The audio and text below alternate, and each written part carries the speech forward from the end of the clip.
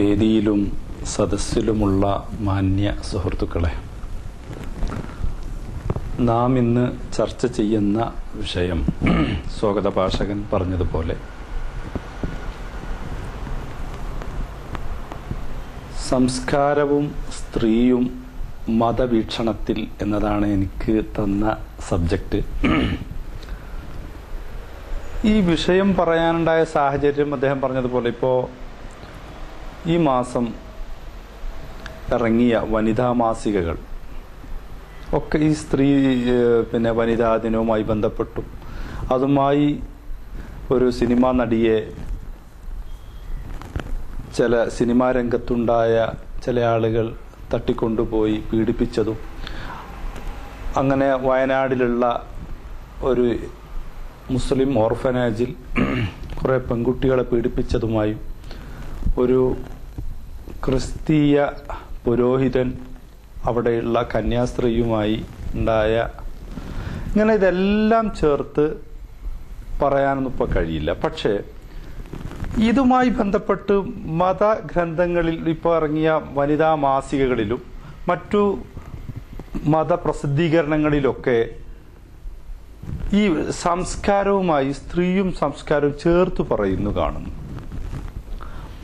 അതുകൊണ്ടാണ് നമ്മൾ ഈ ഒരു വിഷയം ചർച്ച ചെയ്യുന്നത്. ഏതായാലും എൻ്റെ വിഷയം സംസ്കാരവും സ്ത്രീയും മതദർശനങ്ങളിൽ എന്നതാണ്. അതിൽ മതം എന്തുകൊണ്ടാണ് മതദർശനങ്ങളിൽ മാത്രമാണോ സ്ത്രീക്ക് പ്രശ്നമുള്ളത്? മതത്തിന്റെ പുറത്ത് രാഷ്ട്രീയത്തിലായാലും മറ്റു ഇസങ്ങളിലൊക്കെ സ്ത്രീക്ക് പ്രശ്നങ്ങളില്ലേ എന്നൊരു സ്വാഭാവികമായ സംശയം വരും.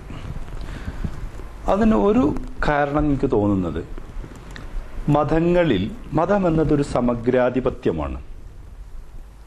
അവിടെ കൂട്ടാനോ കുറയ്ക്കാനോ കഴിയില്ല. ആദ്യമേ അത് പൂർത്തീകരിക്കപ്പെട്ട ഒരു സംഗതിയാണ്. മറ്റു രാഷ്ട്രീയ രംഗത്തും സാമൂഹിക രംഗത്തുമൊക്കെ ഉള്ള സ്ത്രീകളെ കുറിച്ചുള്ള പ്രശ്നങ്ങളൊക്കെ അത് അനുകൂലിച്ചും പ്രതികൂലിച്ചുമുള്ള ചർച്ചകളിലൂടെ നമുക്ക് പരിഹരിക്കാൻ സാധിക്കുന്നതാണ്, അല്ലെങ്കിൽ പരിഹാരം തേടാവുന്നതാണ്. ഇതൊരു സമഗ്രാധിപത്യമാണ് മതം എന്ന് പറയുന്നത്. അവിടെ മതത്തെ വിമർശിച്ചുകൊണ്ടോ അല്ലെങ്കിൽ നവീകരിച്ചുകൊണ്ടുള്ള ഒരു പരിപാടി അസാധ്യമാണ്. മതത്തിന്റെ ഉള്ളിൽ നിന്നുകൊണ്ട് നവീകരണം അസാധ്യമാണ്. അതുകൊണ്ടായിരിക്കാം മതദർശനങ്ങളിൽ എന്ന വിഷയം ഒന്നും കൂടി ഊന്നി സംസാരിക്കേണ്ടി വരുന്നത്. പിന്നെ ഇതിൽ സ്ത്രീ സംസ്കാരവും എന്ന രണ്ടിനെ വേർതിരിച്ച് വിഷയത്തെ തന്നെ ഒന്ന് പ്രശ്നവൽക്കരിക്കാൻ നടത്തും. സംസ്കാരം എന്ന് പറയുന്നത് എന്താണ്? നമ്മൾ സംസ്കരിക്കുക എന്ന് പറഞ്ഞാൽ എന്താണ്? ഒരു വസ്തുവിനെ സംസ്കരിച്ചെടുക്കുന്നത് എന്ന് പറഞ്ഞാൽ എന്താണ്? അത് ഇപ്പോ ഭൂമി കുഴിച്ചെടുത്തിട്ടുള്ള കല്ലും മണ്ണും കലർന്ന അയിര് ശുദ്ധീകരിച്ചിട്ടാണ് നാം എന്തുണ്ടാക്കല്? സ്വർണം ഉണ്ടാക്കുന്നത്. അപ്പോ കല്ലും മണ്ണും കലർന്ന അയിര് സംസ്കരിച്ചെടുത്തിട്ടാണ് സ്വർണം ഉണ്ടാക്കുക. അപ്പൊ സംസ്കരണം എന്ന് പറഞ്ഞതാണ്. ഒന്നുകൂടി പറഞ്ഞാൽ, ഇപ്പൊ പെട്രോളിയം സംസ്കരിച്ചിട്ടാണ് നമ്മൾ എന്തുണ്ടാക്കുന്നത്? വിമാനത്തിൽ ഒഴിക്കുന്ന ഇന്ധനം ഉണ്ടാക്കുന്നത്. പെട്രോളിയം സംസ്കരിച്ചിട്ട് തന്നെയാണ് പെട്രോൾ, ഡീസൽ, മണ്ണെണ്ണ, ഇനിയിപ്പോൾ അങ്ങനെ പോയിട്ട് വേറെ എന്തോ ടാറ്, ഇങ്ങനെ ഓരോന്നും സംസ്കരിച്ചെടുക്കുന്നു എന്ന് പറഞ്ഞാൽ ഒന്നിനെ മറ്റൊന്നിൽ നിന്ന് വേർതിരിക്കുന്നു, ശുദ്ധീകരിക്കുന്നു എന്നൊക്കെയാണ്. അപ്പൊ ശുദ്ധീകരണ പ്രക്രിയയാണ്. അതാണ് സംസ്കരിക്കുക എന്ന് പറഞ്ഞാൽ. എന്നാൽ മതങ്ങളുടെ ചരിത്രം കൂടി വെച്ച് പരിശോധിച്ചാൽ മതങ്ങൾക്ക് സംസ്കരണം സാധ്യമല്ല. സംസ്കാരത്തിന്റെ ഉള്ളിൽ മതമുണ്ട്. നമ്മൾ സംസ്കാരം എന്ന് പറയുമ്പോൾ മതത്തിൽ മതം ഉൾച്ചേരും. പക്ഷെ മതത്തിന്റെ ഉള്ളിൽ ഒരു സംസ്കരണം സാധ്യമല്ല. മതങ്ങൾ എന്തിനാ പറയുന്ന അറിയോ? ഇതൊക്കെ പറയുമ്പോൾ ഇവരെന്താ പറയാറിയോ? മതത്തിന്റെ നിലനിൽപ്പ് എന്തിനാ? ഇപ്പൊ ഇന്ന് മനുഷ്യന്റെ ചരിത്രം എടുത്ത 2 ലക്ഷത്തോളം വർഷമായി ഇന്ന് കാണുന്ന ഈ മനുഷ്യവർഗം ഉണ്ടായിട്ട്, ആ മനുഷ്യ ചരിത്രത്തിൽ നിന്നുകൊണ്ട് പരിശോധിക്കുമ്പോൾ മതത്തിന്റെ ചരിത്രങ്ങൾ വളരെ കുറഞ്ഞ കാലത്തെ ചരിത്രമേ ഉള്ളൂ. ഒരു 10 കൊല്ലത്തിന്റെ താഴോട്ടേ ഉണ്ടാകുള്ളൂ. 2 ലക്ഷം വർഷം മനുഷ്യന് പഴക്കമുണ്ടെങ്കിൽ ഈ കാണുന്ന മനുഷ്യന് മതങ്ങൾക്കൊരു 10 കൊല്ലത്തിന്റെ താഴെ ഉണ്ടാവുള്ളൂ. അതിൽ തന്നെ കുറെ മതങ്ങൾ തിരോഭവിച്ചു. ഈ ചില മതങ്ങൾ തിരോഭവിച്ചിട്ടില്ല, ഇന്നും നിലനിൽക്കുന്നു. ഈ നിലനിൽക്കുന്ന മതങ്ങൾ അവകാശപ്പെടുന്ന ഒരു കാര്യം, ഇപ്പോൾ ഹൈഡ്രജനും ഓക്സിജനും ചേർന്നാൽ വെള്ളമുണ്ടാകും എന്ന് സയൻസിന് പറയാൻ കഴിയും. എന്നാൽ ദാഹിച്ചു വലഞ്ഞ ഒരു മനുഷ്യൻ അത് കൊടുക്കണം എന്ന് പറയാൻ ഇവിടെ മതങ്ങൾ ആവശ്യമുണ്ട് എന്ന വ്യാജേന അവതരിപ്പിച്ചുകൊണ്ടാണ് മതങ്ങൾ നിലനിൽക്കുന്നത്. അപ്പോൾ മതം നിലനിൽക്കേണ്ട ആവശ്യകത എന്താ? സയൻസിന് ഒരുപാട് ഡാറ്റകൾ സമർപ്പിക്കാൻ കഴിയും, പക്ഷെ അതിൻ്റെ മൂല്യമുണ്ടാക്കാൻ, ഇപ്പോൾ ഇന്ന സംഗതി ചേർന്നാൽ വെടിമരുന്നുണ്ടാക്കാൻ പറ്റും, പക്ഷെ ആ വെടിമരുന്ന് പാറ പൊട്ടിക്കാനാണ് ഉപയോഗിക്കുന്നതെങ്കിൽ അത് മനുഷ്യന്റെ നേർക്ക് ചൂണ്ടാൻ പാടില്ല എന്ന് പഠിപ്പിക്കാനാണ് മതം. ഇത് കേൾക്കുമ്പോൾ നല്ല ആശയാണ്. ഇതാണ് സംസ്കാരം, ഇതാണ് ധാർമ്മികത, ഇതാണ് സദാചാരം. ഈ സദാചാരം, ധാർമ്മികത ഒക്കെ പഠിപ്പിക്കാനാണ് മതം. സത്യത്തിൽ തെറ്റാണ്. സംസ്കാരം എന്ന് പറയുന്നത് എന്നും നവീകരിക്കപ്പെടുന്ന, വേർതിരിച്ചെടുക്കപ്പെടുന്ന ഒരു സംഗതിയാണ്. അത് മതത്തിൻ്റെ ഉള്ളിൽ സാധ്യമല്ല. പിന്നെ ശാസ്ത്രത്തിന്റെ പുറത്തല്ല ഈ സംസ്കാരം എന്ന് പറയുന്നതും, അതും സയൻസിന്റെ ഭാഗം തന്നെയാണ്. അത് ഞാൻ സന്ദർഭത്തിൽ പറയാം. പിന്നെ ഇവിടെ സ്ത്രീ എന്നതാണ് ഒരു വിഷയം. നമുക്കൊക്കെ ആകെ മതഗ്രന്ഥങ്ങളൊക്കെ എടുത്ത് പരിശോധിച്ചാൽ, പ്രത്യേകിച്ച് ഞാൻ ഈ മതം എന്ന് പറയുമ്പോൾ ഞാനൊരു മുസ്ലിം പാശ്ചാത്തല സമൂഹത്തിൽ നിന്ന് വരുന്ന ഒരാളാണ്. ഞാൻ ആ മതത്തിൻ്റെ ഒരു പരിമിതിയാണ്, എനിക്ക് ആ മതേ അറിയൂ, ഇസ്ലാം മതത്തെ പറ്റി പറയാനേ അറിയൂ. മറ്റു മതങ്ങളൊന്നും ഞാൻ പഠിച്ചിട്ടില്ല. അതുകൊണ്ട് ഞാൻ അധികം ഉദാഹരിച്ചു പറയുന്നതൊക്കെ ഇസ്ലാം മതമായിരിക്കും.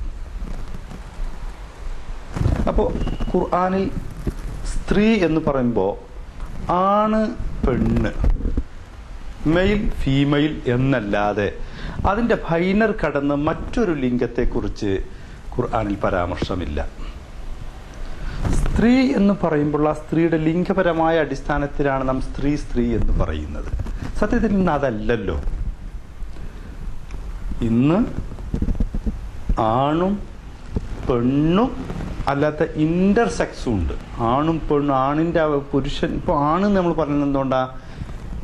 ലിംഗത്തോടു കൂടി ജനിക്കുന്ന കുട്ടിക്കാണ് നമ്മൾ ആണെന്ന് പറയാം. യോനിയോടു കൂടി ജനിക്കുന്ന ഇതിനാണ് നമ്മൾ പെൺകുട്ടി എന്ന് പറയാം. ഇത് രണ്ട് അവയവത്തോടും കൂടി ജനിക്കുന്നത് ഇന്റർസെക്സ് ഉണ്ട്. അങ്ങനത്തെ ഒരു വിഭാഗം ഉണ്ടല്ലോ. അതിനെക്കുറിച്ച് ഖുർആനിൽ എവിടെയും കാണുന്നില്ലല്ലോ. അപ്പൊ ആണ്, പെണ്ണ്, ഇന്റർസെക്സ്. മാത്രമല്ല, പെണ്ണിന്റെ ഉടല് നോക്കിയിട്ട് മാത്രമല്ല പെണ്ണ് എന്ന് പറയാം. ട്രാൻസ്ജെൻഡർ എന്ന് പറയുന്ന ഒരു വിഭാഗം എന്ന് വെച്ചാൽ സ്ത്രീയുടെ ഉടലുണ്ടാവുകയും എന്നാൽ ആണായിട്ട് ജീവിക്കുകയും ചെയ്യുന്ന സ്ത്രീകളുണ്ട്. സ്ത്രീയുടെ ഉടലായിരിക്കും, പക്ഷെ അവളുടെ മാനസിക നില പുരുഷൻ്റെതാണ്. പുരുഷന്റെ അവയവം ഉണ്ടാവുകയും എന്നാൽ സ്ത്രീയായിട്ട് ജീവിക്കുകയും ചെയ്യുന്ന സ്ത്രീ, ഇതാണ് ട്രാൻസ്ജെൻഡർ. ഇതാണ്. അപ്പോൾ നമ്മുടെ ഈ രീതിയിൽ സ്ത്രീ എന്ന് പറഞ്ഞ ശരീരത്തിനെ അടിസ്ഥാനപ്പെടുത്തിക്കൊണ്ട് മാത്രമല്ല ഉള്ളത്, പല തലമുണ്ട് എന്നർത്ഥം. അപ്പോൾ സംസ്കാരവും സ്ത്രീയും മതദർശനങ്ങളിൽ എന്ന വിഷയത്തിൽ എൻ്റെ ഈ മതദർശനം, ഇപ്പോൾ ഇവിടെ ഈ വനിതാ ദിനത്തിന് കുറച്ച് കുട്ടികൾ, കമിതാക്കൾ പല സ്ഥലത്തും ഒന്നിച്ചിരുന്നപ്പോൾ ചില ആളുകൾ വടിയുമായി ചെന്ന് ഇങ്ങനെ വീട്ടുകാരുടെ സമ്മതമില്ലാതെ, നാട്ടുകാരുടെ സമ്മതമില്ലാതെ, വിവാഹം കഴിക്കാതെ ഒരാണും പെണ്ണും ഒന്നിച്ചിരുന്നുകൂടാ.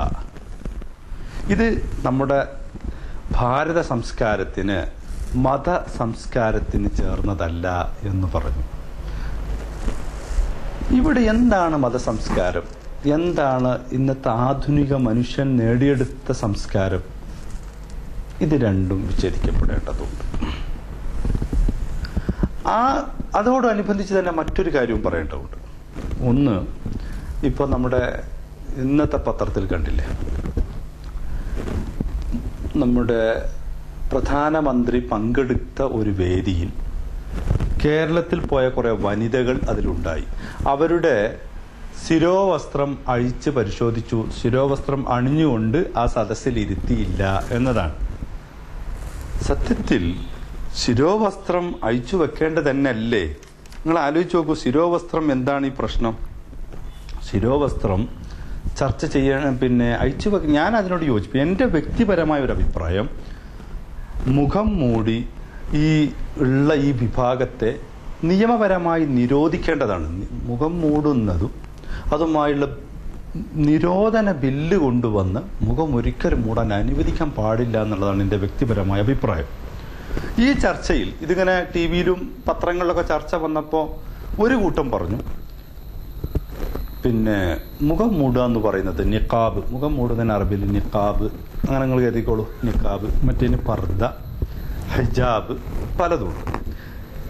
ഇത് പാടുണ്ടോ പാടില്ലേ? ഒരു പണ്ഡിതൻ പറഞ്ഞു അത് മതഗ്രന്ഥങ്ങളിൽ തന്നെ പിന്നെ അത് പറഞ്ഞിട്ടില്ല, മുഖം മൂടാൻ ഒരിക്കലും പറഞ്ഞിട്ടില്ല എന്ന് പറഞ്ഞു. വേറൊരു വിഭാഗം അതിനെ മതത്തിൽ ഇല്ലാത്തത്, കുറെ ആൾ മതം പഠിക്കാത്തത് കൊണ്ടാണ് മുഖം മൂടിക്കൊണ്ട് നടക്കുന്നത് എന്ന് പറയുന്നു. സത്യത്തിൽ അതൊക്കെ ഒരു പ്രയാസം ഉണ്ടാക്കുന്ന സംഗതിയാണ്. കാരണം എന്താന്ന് വെച്ചാൽ പിന്നെ മുഖം മൂടാൻ ഖുർആൻ പറഞ്ഞതാണ്. മുഖം മൂടാൻ ഖുർആൻ കൃത്യമായി ആ കാര്യം പറഞ്ഞതാണ്, നമ്മളാരും പറഞ്ഞതല്ല. ഖുർആൻ ആ വിഷയത്തിൽ കൃത്യമായി നോക്കൂ. പിന്നെ സൂറത്തു നൂറ് എടുത്ത് പരിശോധിച്ച് നോക്കൂ. ഫളിരിബിന ബിഖുമുരിഹിന്ന അലാ ജുയൂബിഹിന്ന എന്ന് കൃത്യമായി ഖുർആൻ പറയുന്നുണ്ട്. സൂറത്ത് ഈ ആയത്ത് തന്നെയാണ് അതിനവർ തെളിവുന്നയിക്കുന്നതും. അപ്പം ഞാൻ പറഞ്ഞത് എന്താന്ന് വെച്ചാൽ, സ്ത്രീകൾ മുഖം മൂടണോ മൂടണ്ടേ എന്നുള്ള ആ രീതിയിൽ ഖുർആനിൽ പറഞ്ഞിട്ടുണ്ട്. ഖുർആനിൽ പറഞ്ഞു എന്നതുകൊണ്ടോ പറഞ്ഞിട്ടില്ല എന്നതുകൊണ്ടോ അല്ല ഒരു നിയമത്തെ പിന്നെ റദ്ദ് ചെയ്യേണ്ടതോ വിലക്കേണ്ടതോ ചെയ്യേണ്ടത്. ഖുർആനിലെ കാര്യം മുഖം മൂടണമെന്ന് കൃത്യമായി പറഞ്ഞിട്ടില്ലെങ്കിലും ഇന്ന് നമ്മുടെ നാട്ടിൽ സുന്നികളുണ്ട്. AP സുന്നി ആയാലും EK സുന്നി ആയാലും ഒരു അടിസ്ഥാന തത്വം സ്ത്രീകൾ മുഖം മൂടുക എന്നുള്ളത് തന്നെയാണ്.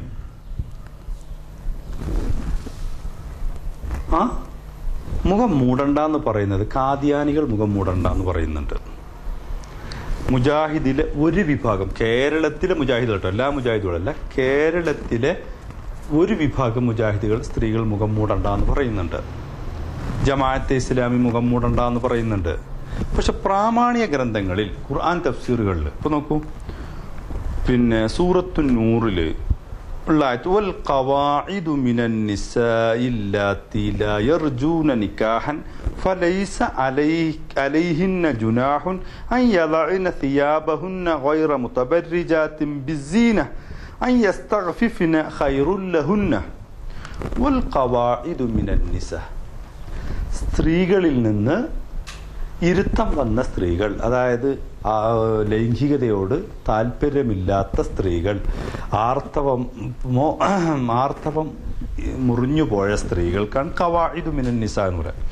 ആ സ്ത്രീകൾ എങ്ങനത്തെ താഴത്തന്നെ പറയും, ലാ യർജൂന നിക്കാഹ, വൈവാഹിക ബന്ധം ആഗ്രഹിക്കാത്ത സ്ത്രീകൾ, ഫലൈസ അലൈഹിന്ന ജുനാഹുൻ അൻ യൽഅന സിയാബഹുന്ന ഗൈറ മുതബർരിജാത്തിൻ ബിസ്സീന, അവരുടെ സൗന്ദര്യം പ്രകടിപ്പിക്കുന്ന സിയാബ് ഊരി വെക്കുന്നതിന് വിലക്കില്ല, അവർക്ക് കുഴപ്പമില്ല. ആര്? ആർത്തവരക്തം മുറിഞ്ഞ പിന്നെ സ്ത്രീകൾ, ഇനി ലൈംഗികമായി താല്പര്യമില്ലാത്ത സ്ത്രീകൾ അവരുടെ വസ്ത്രം പോലും ഊരി വെക്കുന്നതിന് വിരോധമില്ല എന്ന് പറയും. എന്നിട്ട് പറയാ ഖൈറുൽ ലഹുന്ന, അത് ഊരാതിരിക്കൽ തന്നെയാണ് നല്ലത്. വേറെ ഒരു ഖുർആൻ തന്നെ പറയണത്, ഞാൻ ആദ്യം പറഞ്ഞ ഫളിരിബിന ബിഖുമുരിഹിന്ന അലാ ജുയൂബിഹിന്ന, നമ്മൾ തലയിൽ കെട്ടുന്ന തട്ടുണ്ടല്ലോ, പഴയ കാലത്തൊക്കെ ബാക്കോട്ട് ഇങ്ങനെ കെട്ടി ബാക്കോട്ട് ഇട്ടിട്ടില്ല, അതിനിങ്ങനെ മാറിലേക്ക് താത്തിയിടാനാണ്. നിങ്ങളുടെ തലയിൽ കെട്ടുന്ന ഒരു മുണ്ട്, നിങ്ങൾ തോർത്തുമുണ്ട് ചെയ്ത് അങ്ങനെ ചില തലയിൽ കെട്ടുന്ന ഒരു മുണ്ട് നിങ്ങൾ നെഞ്ഞത്തേക്കാണ് തോക്കിട്ടാൽ മുഖം മൂടുക ചെയ്യുക, മുഖം വെളിവാകുക ചെയ്യുക. അപ്പൊ ഹുമുർ എന്ന് പറഞ്ഞ നമ്മളെ നാട്ടിലെ ഹിമാർ മുഖമക്കന പറഞ്ഞ സാധനം ഇങ്ങനെ ഓട്ട കുത്തിയിട്ടുള്ള സാധനമായിരുന്നു. പക്ഷെ യഥാർത്ഥത്തിൽ അറബിയിൽ ഹിമാർ എന്ന് പറഞ്ഞാൽ ഇതല്ല, എന്താണ്, മുഖം മൂടുന്നതിനെ കുറിച്ചാണ് പറഞ്ഞിട്ടുള്ളത്. ഈ ആയത്ത് വിശദീകരിച്ചുകൊണ്ട് ഇമാം ബുഖാരിയുടെ പിന്നെ ഒരു ഹദീസുണ്ട്.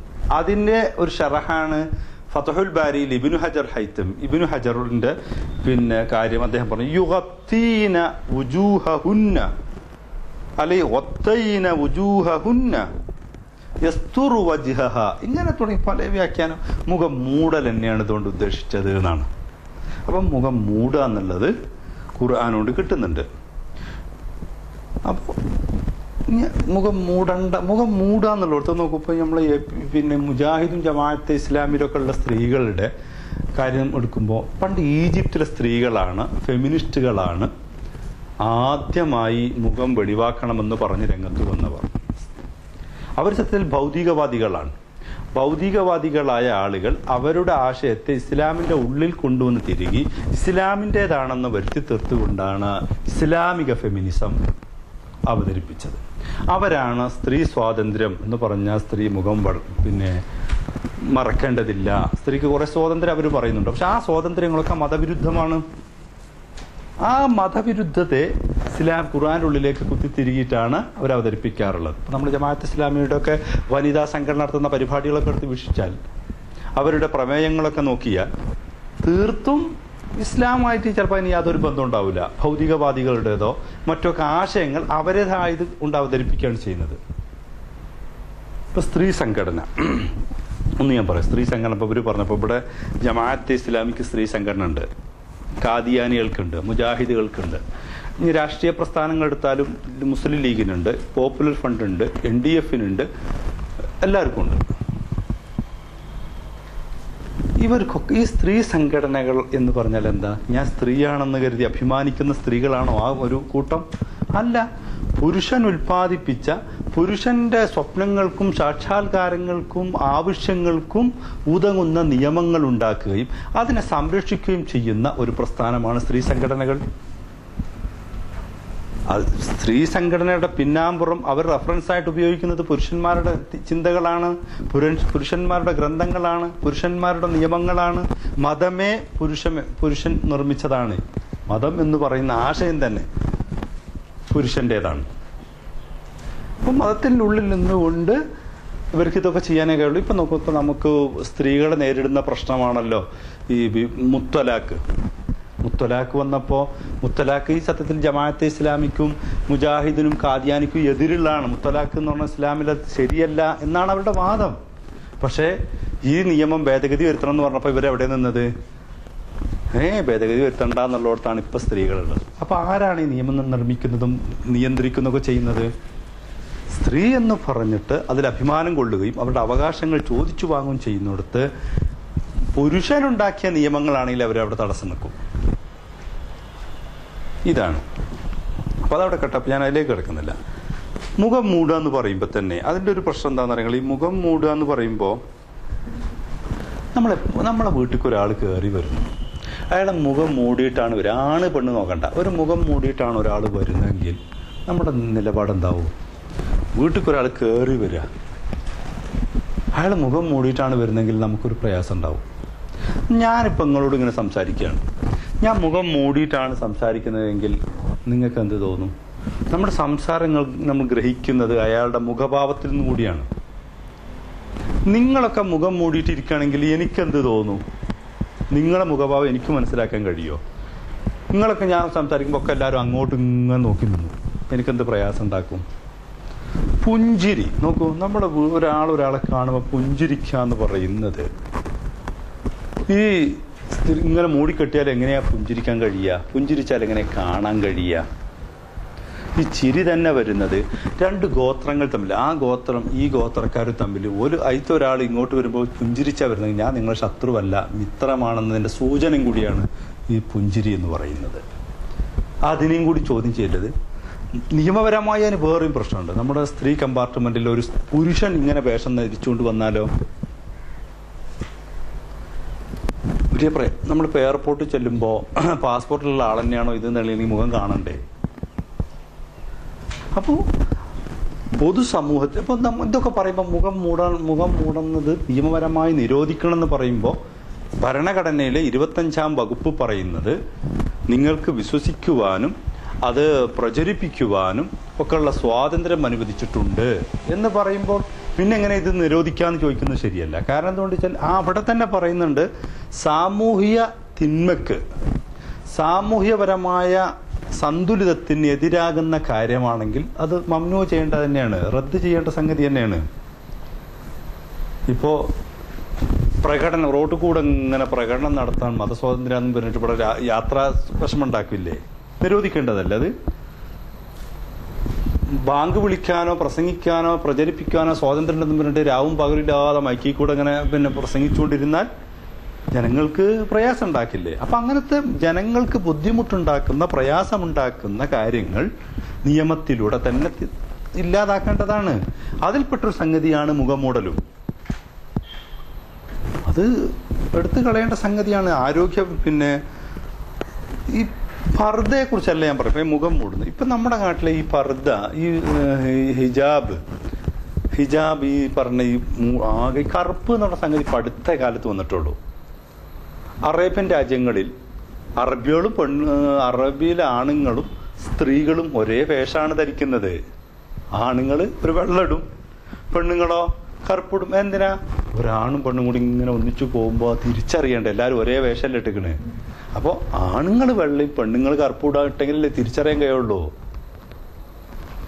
അതിപ്പോ എല്ലാവരും അറബിയിലെ ആണുങ്ങളെ വേഷവും പെണ്ണുങ്ങളെ വേഷവും ഒന്ന് തന്നെയാണ്. മുഖം മൂടുന്നു സൗദിയിലൊക്കെ. മുഖം കൂടി വെളിവാക്കിയാൽ ആളെ ഒന്നും കൂടി ഇങ്ങോട്ട് തിരിഞ്ഞു വന്ന ആളെ മുഖം കൂടി തിരിയുന്നല്ലാതെ എന്താണ്? പക്ഷെ ഇസ്ലാമിലെ പണ്ഡിതന്മാർ 4 തരം ഔറത്ത് സ്ത്രീക്ക് പറയുന്നു. ഒന്ന്, നിസ്കരിക്കുമ്പോൾ തവാഫ് ചെയ്യുമ്പോൾ മുൻകൈയും മുഖവും ഒഴിച്ച് ബാക്കിയുള്ള ഭാഗമൊക്കെ മറക്കണം.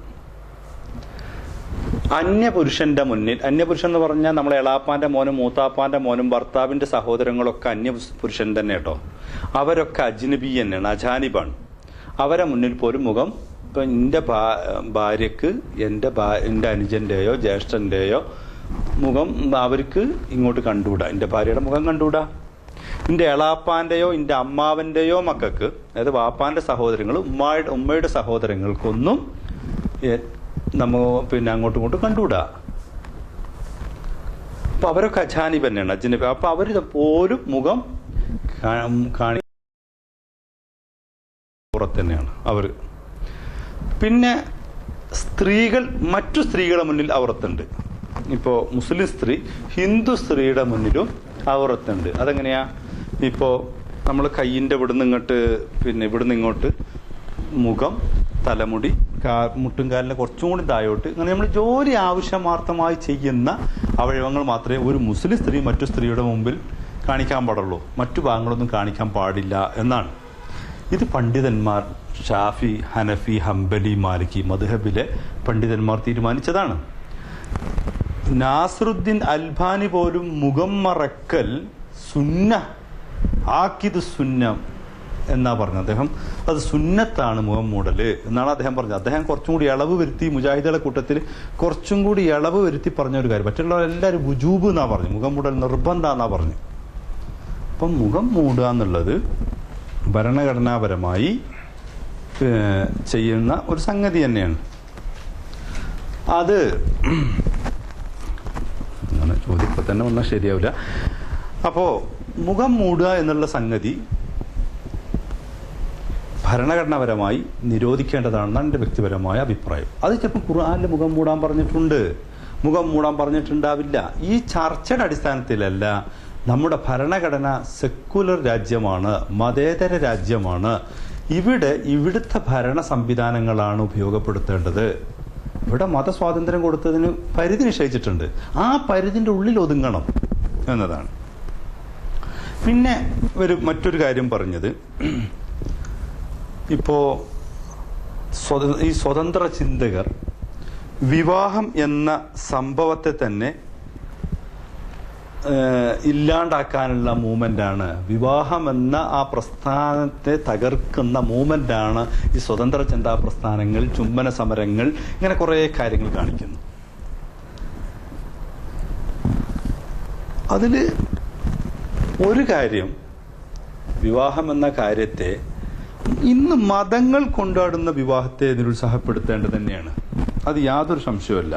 ഇന്ന് മതങ്ങൾ പറയുന്ന ഒരു വിവാഹം ഉണ്ടല്ലോ, അത് സാമൂഹ്യപരമായി പുരുഷ മേധാവിത്വത്തിന്റെ സൃഷ്ടിയാണ് ഇന്നത്തെ വിവാഹം.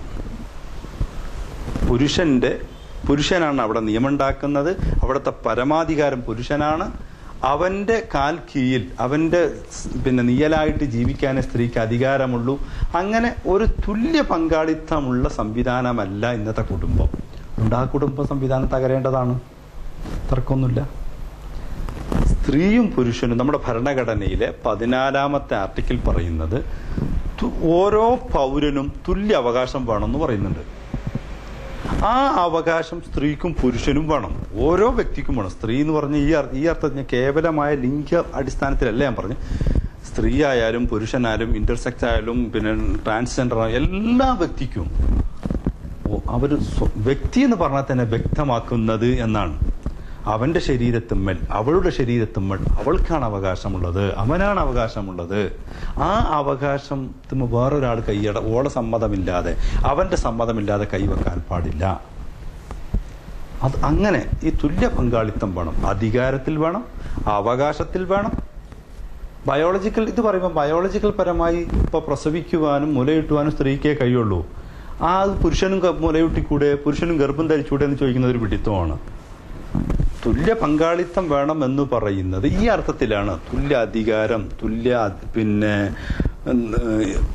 അംഗീകാരം ഒക്കെയാണ്, ആ അർത്ഥത്തിലാണ്. ധാർമ്മികപരമായ അധികാരത്തിലാണ് ആ പറയുന്നത്. ഏതായാലും ആവട്ടെ, നമ്മൾ ഇസ്ലാമിലെ വിവാഹം ഒന്ന് പരിശോധിച്ച് നോക്കാം. ഇസ്ലാമില് സ്വന്തം ഭർത്താവിനെ ഭാര്യ അനുസരിക്കുക എന്നുള്ളത് ഭാര്യയുടെ കടമയിൽപ്പെട്ടതാണ്. സ്വർഗം കിട്ടാൻ കുറെ കാര്യങ്ങൾ, 5 നേരം നിസ്കരിക്കുക, നോമ്പ് നോൽക്കുക. പിന്നെ പറയണെന്താ, ഭർത്താവിനെ അനുസരിച്ചെങ്കിലേ സ്വർഗം കിടക്കാൻ കഴിയുള്ളൂ.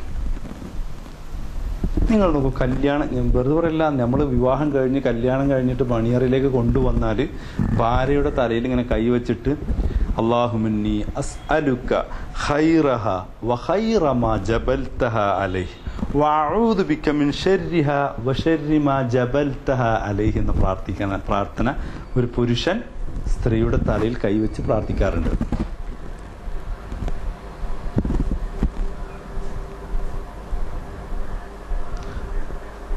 ആ പ്രാർത്ഥന അല്ലാഹുമ്മന്നി അവിടെ എന്താണ്, ജബൽത്ത എന്ന് പറഞ്ഞാൽ നീ സൃഷ്ടിച്ചു. അള്ളാഹുവിനോട് പറയണം, അള്ളാഹു ഈ പെണ്ണിൽ നിന്ന് നന്മയും വല്ലതും നീ സൃഷ്ടിച്ചിട്ടുണ്ടെങ്കിൽ ആ നന്മ എനിക്ക് കൊണ്ട, ഈ പെണ്ണിൽ നിന്ന് വല്ല തിന്മയും നീ സൃഷ്ടിച്ചിട്ടുണ്ടെങ്കിൽ ആ തിന്മയിൽ നിന്ന് എന്നെ നീ കാക്കുകയും ചെയ്യണമേ.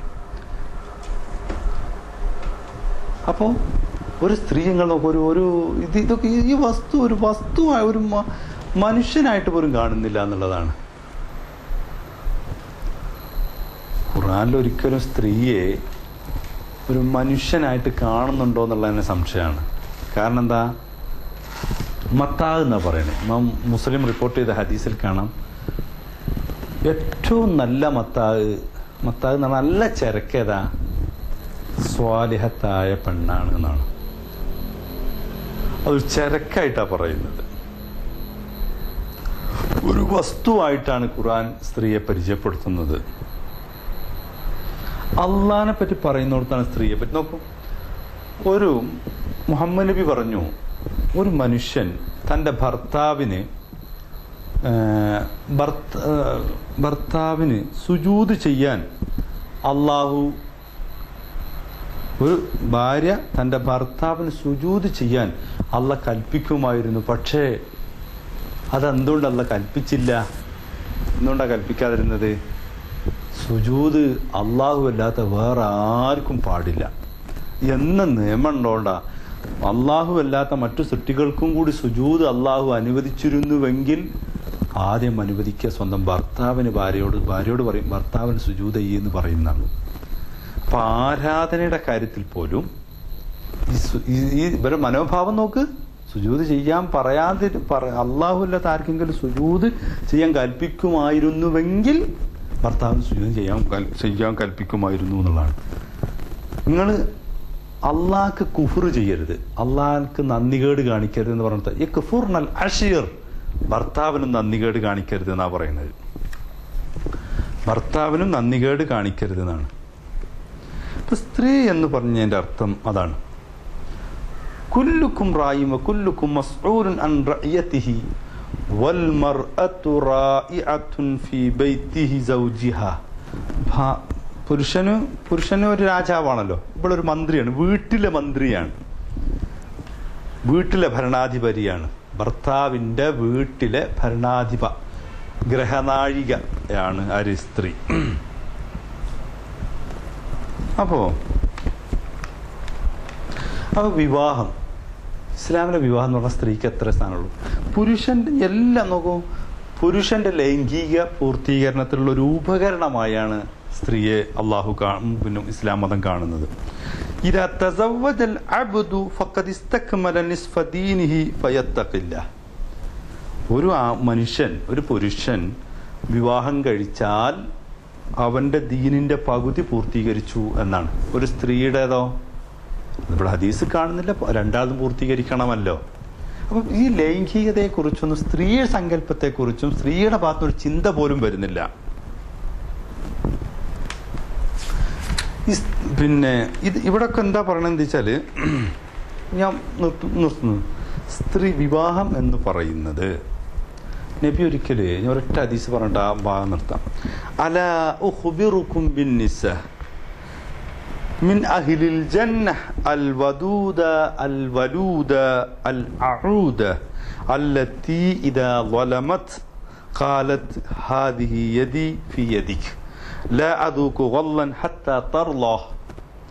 നബി ഇതുപോലെ നിറഞ്ഞ സദസ്സിൽ ഇരുന്നിട്ട് ഒരു സദസ്സിനോട് ഒരിക്കൽ എഴുന്നേറ്റ് ചോദിച്ചു, അലാ ഉഖ്ബിറകും ബിന്നിസാഇകും മിൻ അഹ്ലിൽ ജന്നഹ്. ഞാൻ നിങ്ങൾക്കൊരു കാര്യം പറഞ്ഞു തരട്ടെ, സ്വർഗത്ത് കിടക്കുന്ന സ്ത്രീകൾ ആരാ നിങ്ങൾക്ക് ഞാൻ പറഞ്ഞു തരട്ടെ. ആരാ? അൽ വദൂദ, ധാരാളം ഭർത്താവിനെ സ്നേഹിക്കുന്ന പെണ്ണ്. അൽ വലൂദ, ധാരാളം പ്രസവിക്കുന്ന പെണ്ണ്. അൽ അഊദ, ഭർത്താവിന് സറണ്ടർ ചെയ്യുന്ന പെണ്ണ്. അല്ലത്തി, അഊദ് എന്ന് പറഞ്ഞാൽ ആദ എന്ന് പറഞ്ഞാൽ മടങ്ങിന, എന്തിൽ നിന്ന് മടങ്ങുക? അല്ലത്തി ഇദാ ളലമത് ഖാലത് ഹാദിഹി യദി ഫി യദിക് ലാ അദൂഖു വല്ലൻ ഹത്താ തർദ. ഒരു പെണ്ണിൻ്റെ ഒരു അബദ്ധം പറ്റി, അള്ള പറഞ്ഞു ഭർത്താവിനോട് ഇന്നൊക്കെ ചെയ്യണം, നീ ഭാര്യനെ കടപ്പുറയിലേക്ക് വിളിച്ചാൽ അവൾ വരണം, വന്നിട്ടില്ലെങ്കിൽ നേരം വെളുക്കോളം ഭാര്യനെ മലക്കൾ ലയനത്ത് ചെല്ലും. ഇങ്ങനെ എന്തെങ്കിലും അള്ളാഹു സ്ത്രീയോട് പുരുഷന് ചെയ്തു കൊടുക്കാൻ പറഞ്ഞ കാര്യങ്ങൾക്ക് അത് ചെയ്തില്ല, എതിര് ചെയ്താൽ ഖാലത്ത്, അവൾ വന്നിട്ട് പറയണം, ഹാദിഹി യദി, എൻ്റെ കൈ ഫി യദിക്, നിങ്ങളെ കൈയിൻ്റെ മുകളിൽ ഞാൻ വെച്ചിരിക്കുന്നു, എന്താ ഞാൻ നിങ്ങൾക്ക് സറണ്ടർ ചെയ്തിരിക്കുന്നു.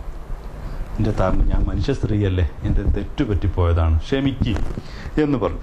ലാ അദൂഖു വല്ലൻ ഹത്താ തർള, നിങ്ങൾ തൃപ്തിപ്പെടുന്നത് വരെ ഞാൻ എൻ്റെ കണ്ണിയ ചിമ്പൂല, ഞാനൊന്നും ഉറങ്ങില്ല.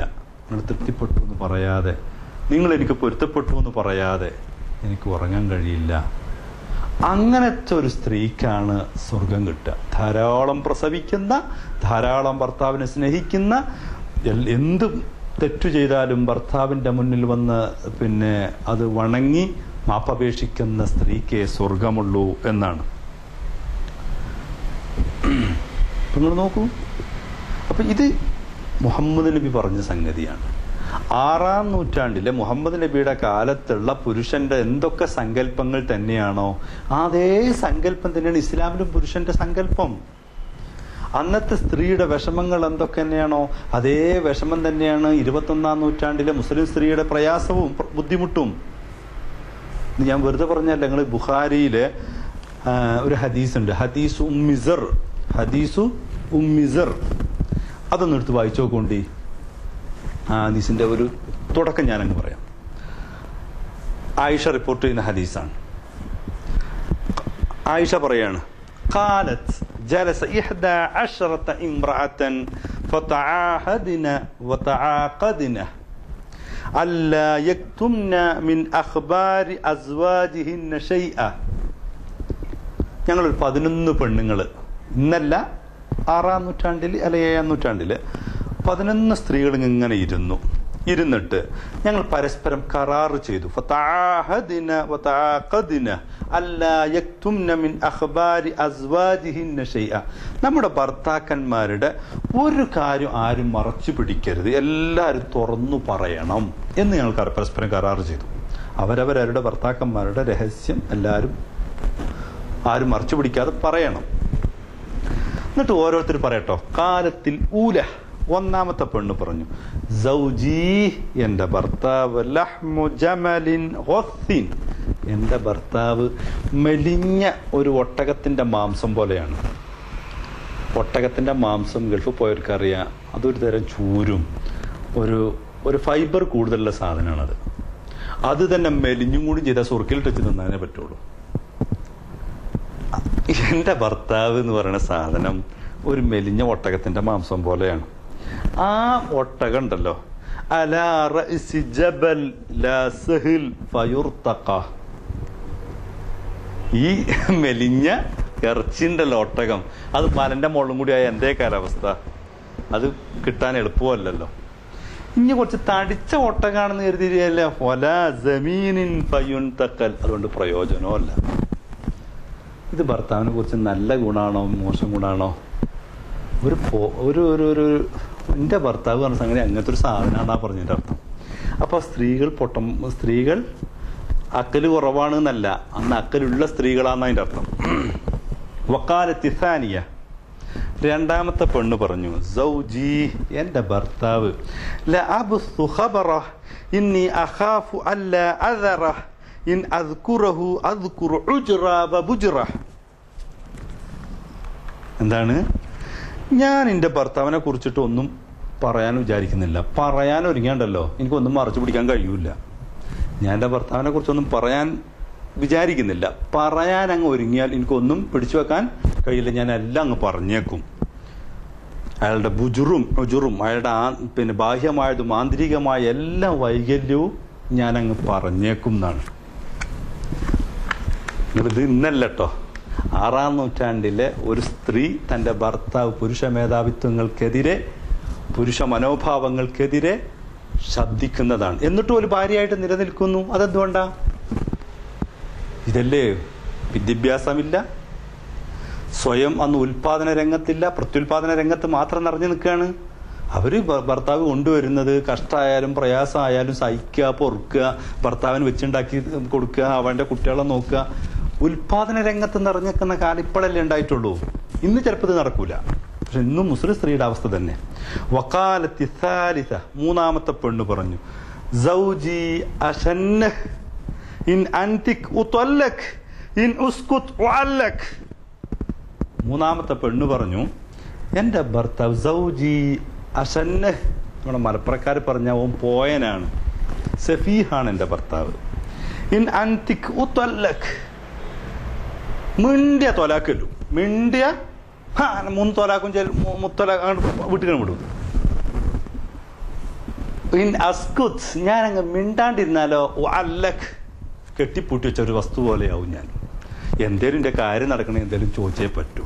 ചോദിച്ചാലാണെങ്കിലോ അതാ കിടക്കണ് എൻ്റെ പെരയ്ക്ക് കൊണ്ടാക്കി. ചോദിച്ചിട്ടില്ലെങ്കിലോ കാറ്റത്ത് ആടാൻ വേണ്ടിയിട്ട് നമ്മൾ കാറ്റാടിനുണ്ടാക്കി വെച്ചതുമാതിരി ഒരു കെട്ടിപ്പൊട്ടിച്ചൊരു സാധനമാവും ഞാൻ. ഇതാണ് ഇത്. തൻ്റെ ഭർത്താവിനെ കുറിച്ച് ധീരമായി അക്കാലത്ത് നിർവചിച്ചിരിക്കുകയാണ്. ദായിഷയാണ് റിപ്പോർട്ട് ചെയ്യുന്നത്, ബുഖാരിയിലുള്ളതാണ്. അതേ മനോഭാവം തന്നെയാണ് ഇന്നത്തെ മുസ്ലിം സ്ത്രീയുടെ അവസ്ഥ. ത്വലാക്ക് ചെല്ലാൻ ആണുങ്ങൾക്ക് തോന്നും പോലെ SMS അയക്കലല്ലേ വിവാഹമോചനം. ത്വലാക്ക് ചെല്ലാൻ സ്ത്രീക്ക് അധികാരമുണ്ടോ? ഇല്ല. ത്വലാക്ക് പറഞ്ഞ പേടിപ്പിക്കല, ഞാൻ ഇനി 2ാമതാണ് കെട്ടും, അല്ലെ ഞാൻ എൻ്റെ പെരിയെ കൊണ്ടാക്കും എന്നും പറഞ്ഞ് പുപ്പുപ്പൂ എന്ന് പറഞ്ഞ 3 തുപ്പും തുപ്പി കൊണ്ടാക്കലാണ് ഇന്നത്തെ മുസ്ലിം സ്ത്രീയുടെ അവസ്ഥയും അന്നത്തെ ജാഹിലിയ കാലത്തെ സ്ത്രീയും അനുഭവിക്കുന്ന ഒരേ പ്രയാസം. അന്നത്തെ പുരുഷ മേധാവിത്വവും ഇസ്ലാമിലുള്ള പുരുഷ മേധാവിത്വവും തുല്യമാണ്.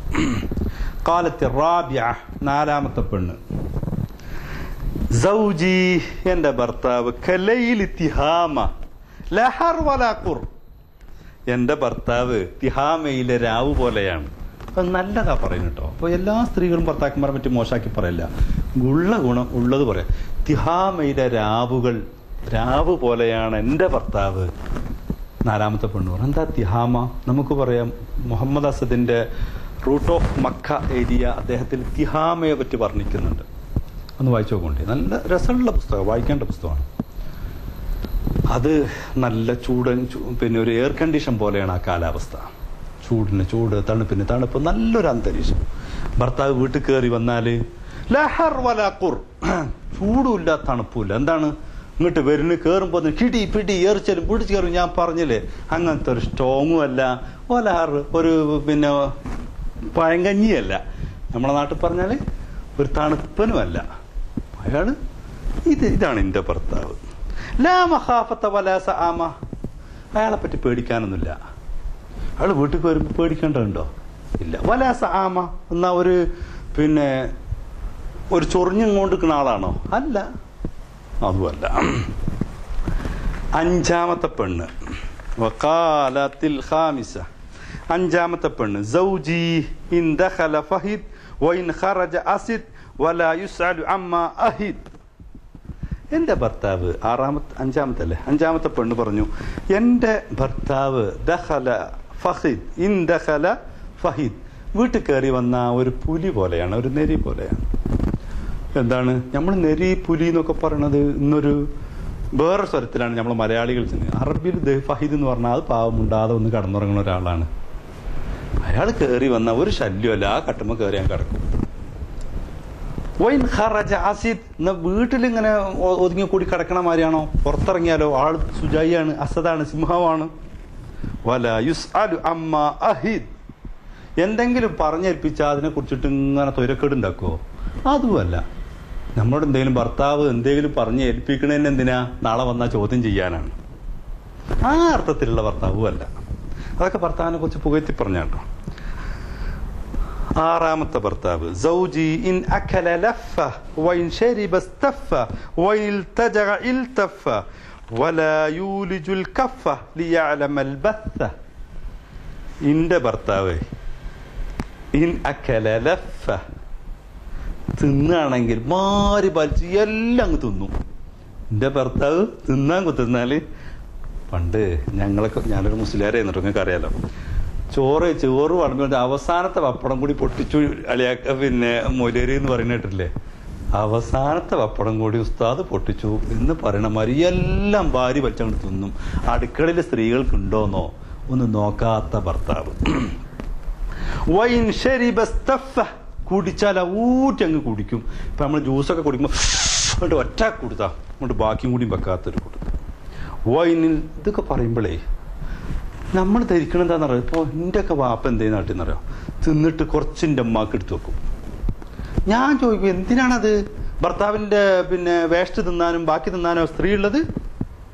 ഭർത്താവിൻ്റെ എച്ചിൽ തിന്നാൻ വേണ്ടിയിട്ട് ആണുങ്ങൾക്ക് അയച്ചു കൊടുക്കുക അവസാനം പെണ്ണുങ്ങൾക്ക് തിന്നിട്ട്. പണ്ടൊക്കെ എൻ്റെ വല്യമ്മ പറഞ്ഞിട്ടിങ്ങനെ ആകെ ഒരു നായിട്ട് ചോറ് വെക്കുക, എന്നിട്ട് അതിൽ വറ്റൊക്കെ എടുത്ത് ആണുങ്ങൾക്ക് കൊടുക്കുക, എന്നിട്ട് പാവ ഇറ്റകൾ കഞ്ഞിൻ്റെളം വാരി കുടിക്കുക. ഇതൊക്കെ സ്ത്രീകളുടെ അവസ്ഥ. അതിലവിടെ പോട്ടെ, ഞാൻ അങ്ങോട്ടൊന്നും പോണില്ല. വൈൻ ഇൽതജ ഇൽതഫ, ഇതൊക്കെ മൂക്കറ്റം തിന്നും കുടിക്കും, ഒരു സാധനം ബാക്കി വെക്കൂല. എന്നിട്ട് ഉറങ്ങാൻ പോയാലോ അയാളെ പുതപ്പും അയാളുടെ വിരിപ്പ് അയാളുടെ തുണിയും കഴിച്ചാണ്ട് പുതക്കും. ഒരു കാര്യമല്ല. വലാ യൂലിജുൽ കഫ ലിയഅലമൽ ബഥ, ഒരു പുരുഷന്റെ നമുക്കൊരു സ്ത്രീ, ഇതൊക്കെ ഇന്നല്ല കേട്ടോ, ഇന്ന് നമുക്കൊരു സ്ത്രീ സ്വാതന്ത്ര്യം ഞങ്ങളാണ് നേടി. സ്ത്രീ സ്വാതന്ത്ര്യം അന്നേ ചിന്തിച്ചവരാണ് ഈ സ്ത്രീകൾ. അവരൊന്നും മുസ്ലിം സ്ത്രീകളാണ്. ഇവരൊക്കെ മുസ്ലിം സ്ത്രീകളാണെന്നാ വിചാരിച്ചേ? നമുക്കറിയില്ല അവർ മുസ്ലിമാണോ എന്തോന്നും പറഞ്ഞിട്ടില്ല. ബുഖാരി റിപ്പോർട്ട് ചെയ്യാണ്. ഇതിലെ ഏറ്റവും വലിയ സംഭവം 6-ാം നൂറ്റാണ്ടിലെ ഒരു സ്ത്രീകൾ ഇങ്ങനെ ഭർത്താവിനെ കുറിച്ച് വിലയിരുത്താൻ കഴിവുള്ള, സ്വന്തത്തെക്കുറിച്ച് ബോധമുള്ള സ്ത്രീകൾ. ഞാനൊരു സ്ത്രീയാണ്, എനിക്കും വ്യക്തിത്വമുണ്ട്, എനിക്കും അവകാശങ്ങൾ വേണം, അധികാരങ്ങൾ വേണം എന്ന് ചിന്തിക്കുന്ന സ്ത്രീ, ഒരു സ്ത്രീ, അങ്ങനെ സ്വത്വബോധമുള്ള ഒരു സ്ത്രീക്ക് എങ്ങനെ വിലയിരുത്താൻ കഴിയുള്ളൂ? ഇങ്ങനെ 11 കഥയും പറയണേ, ഞാൻ അതിലേക്കൊന്നും പോകുന്നില്ല.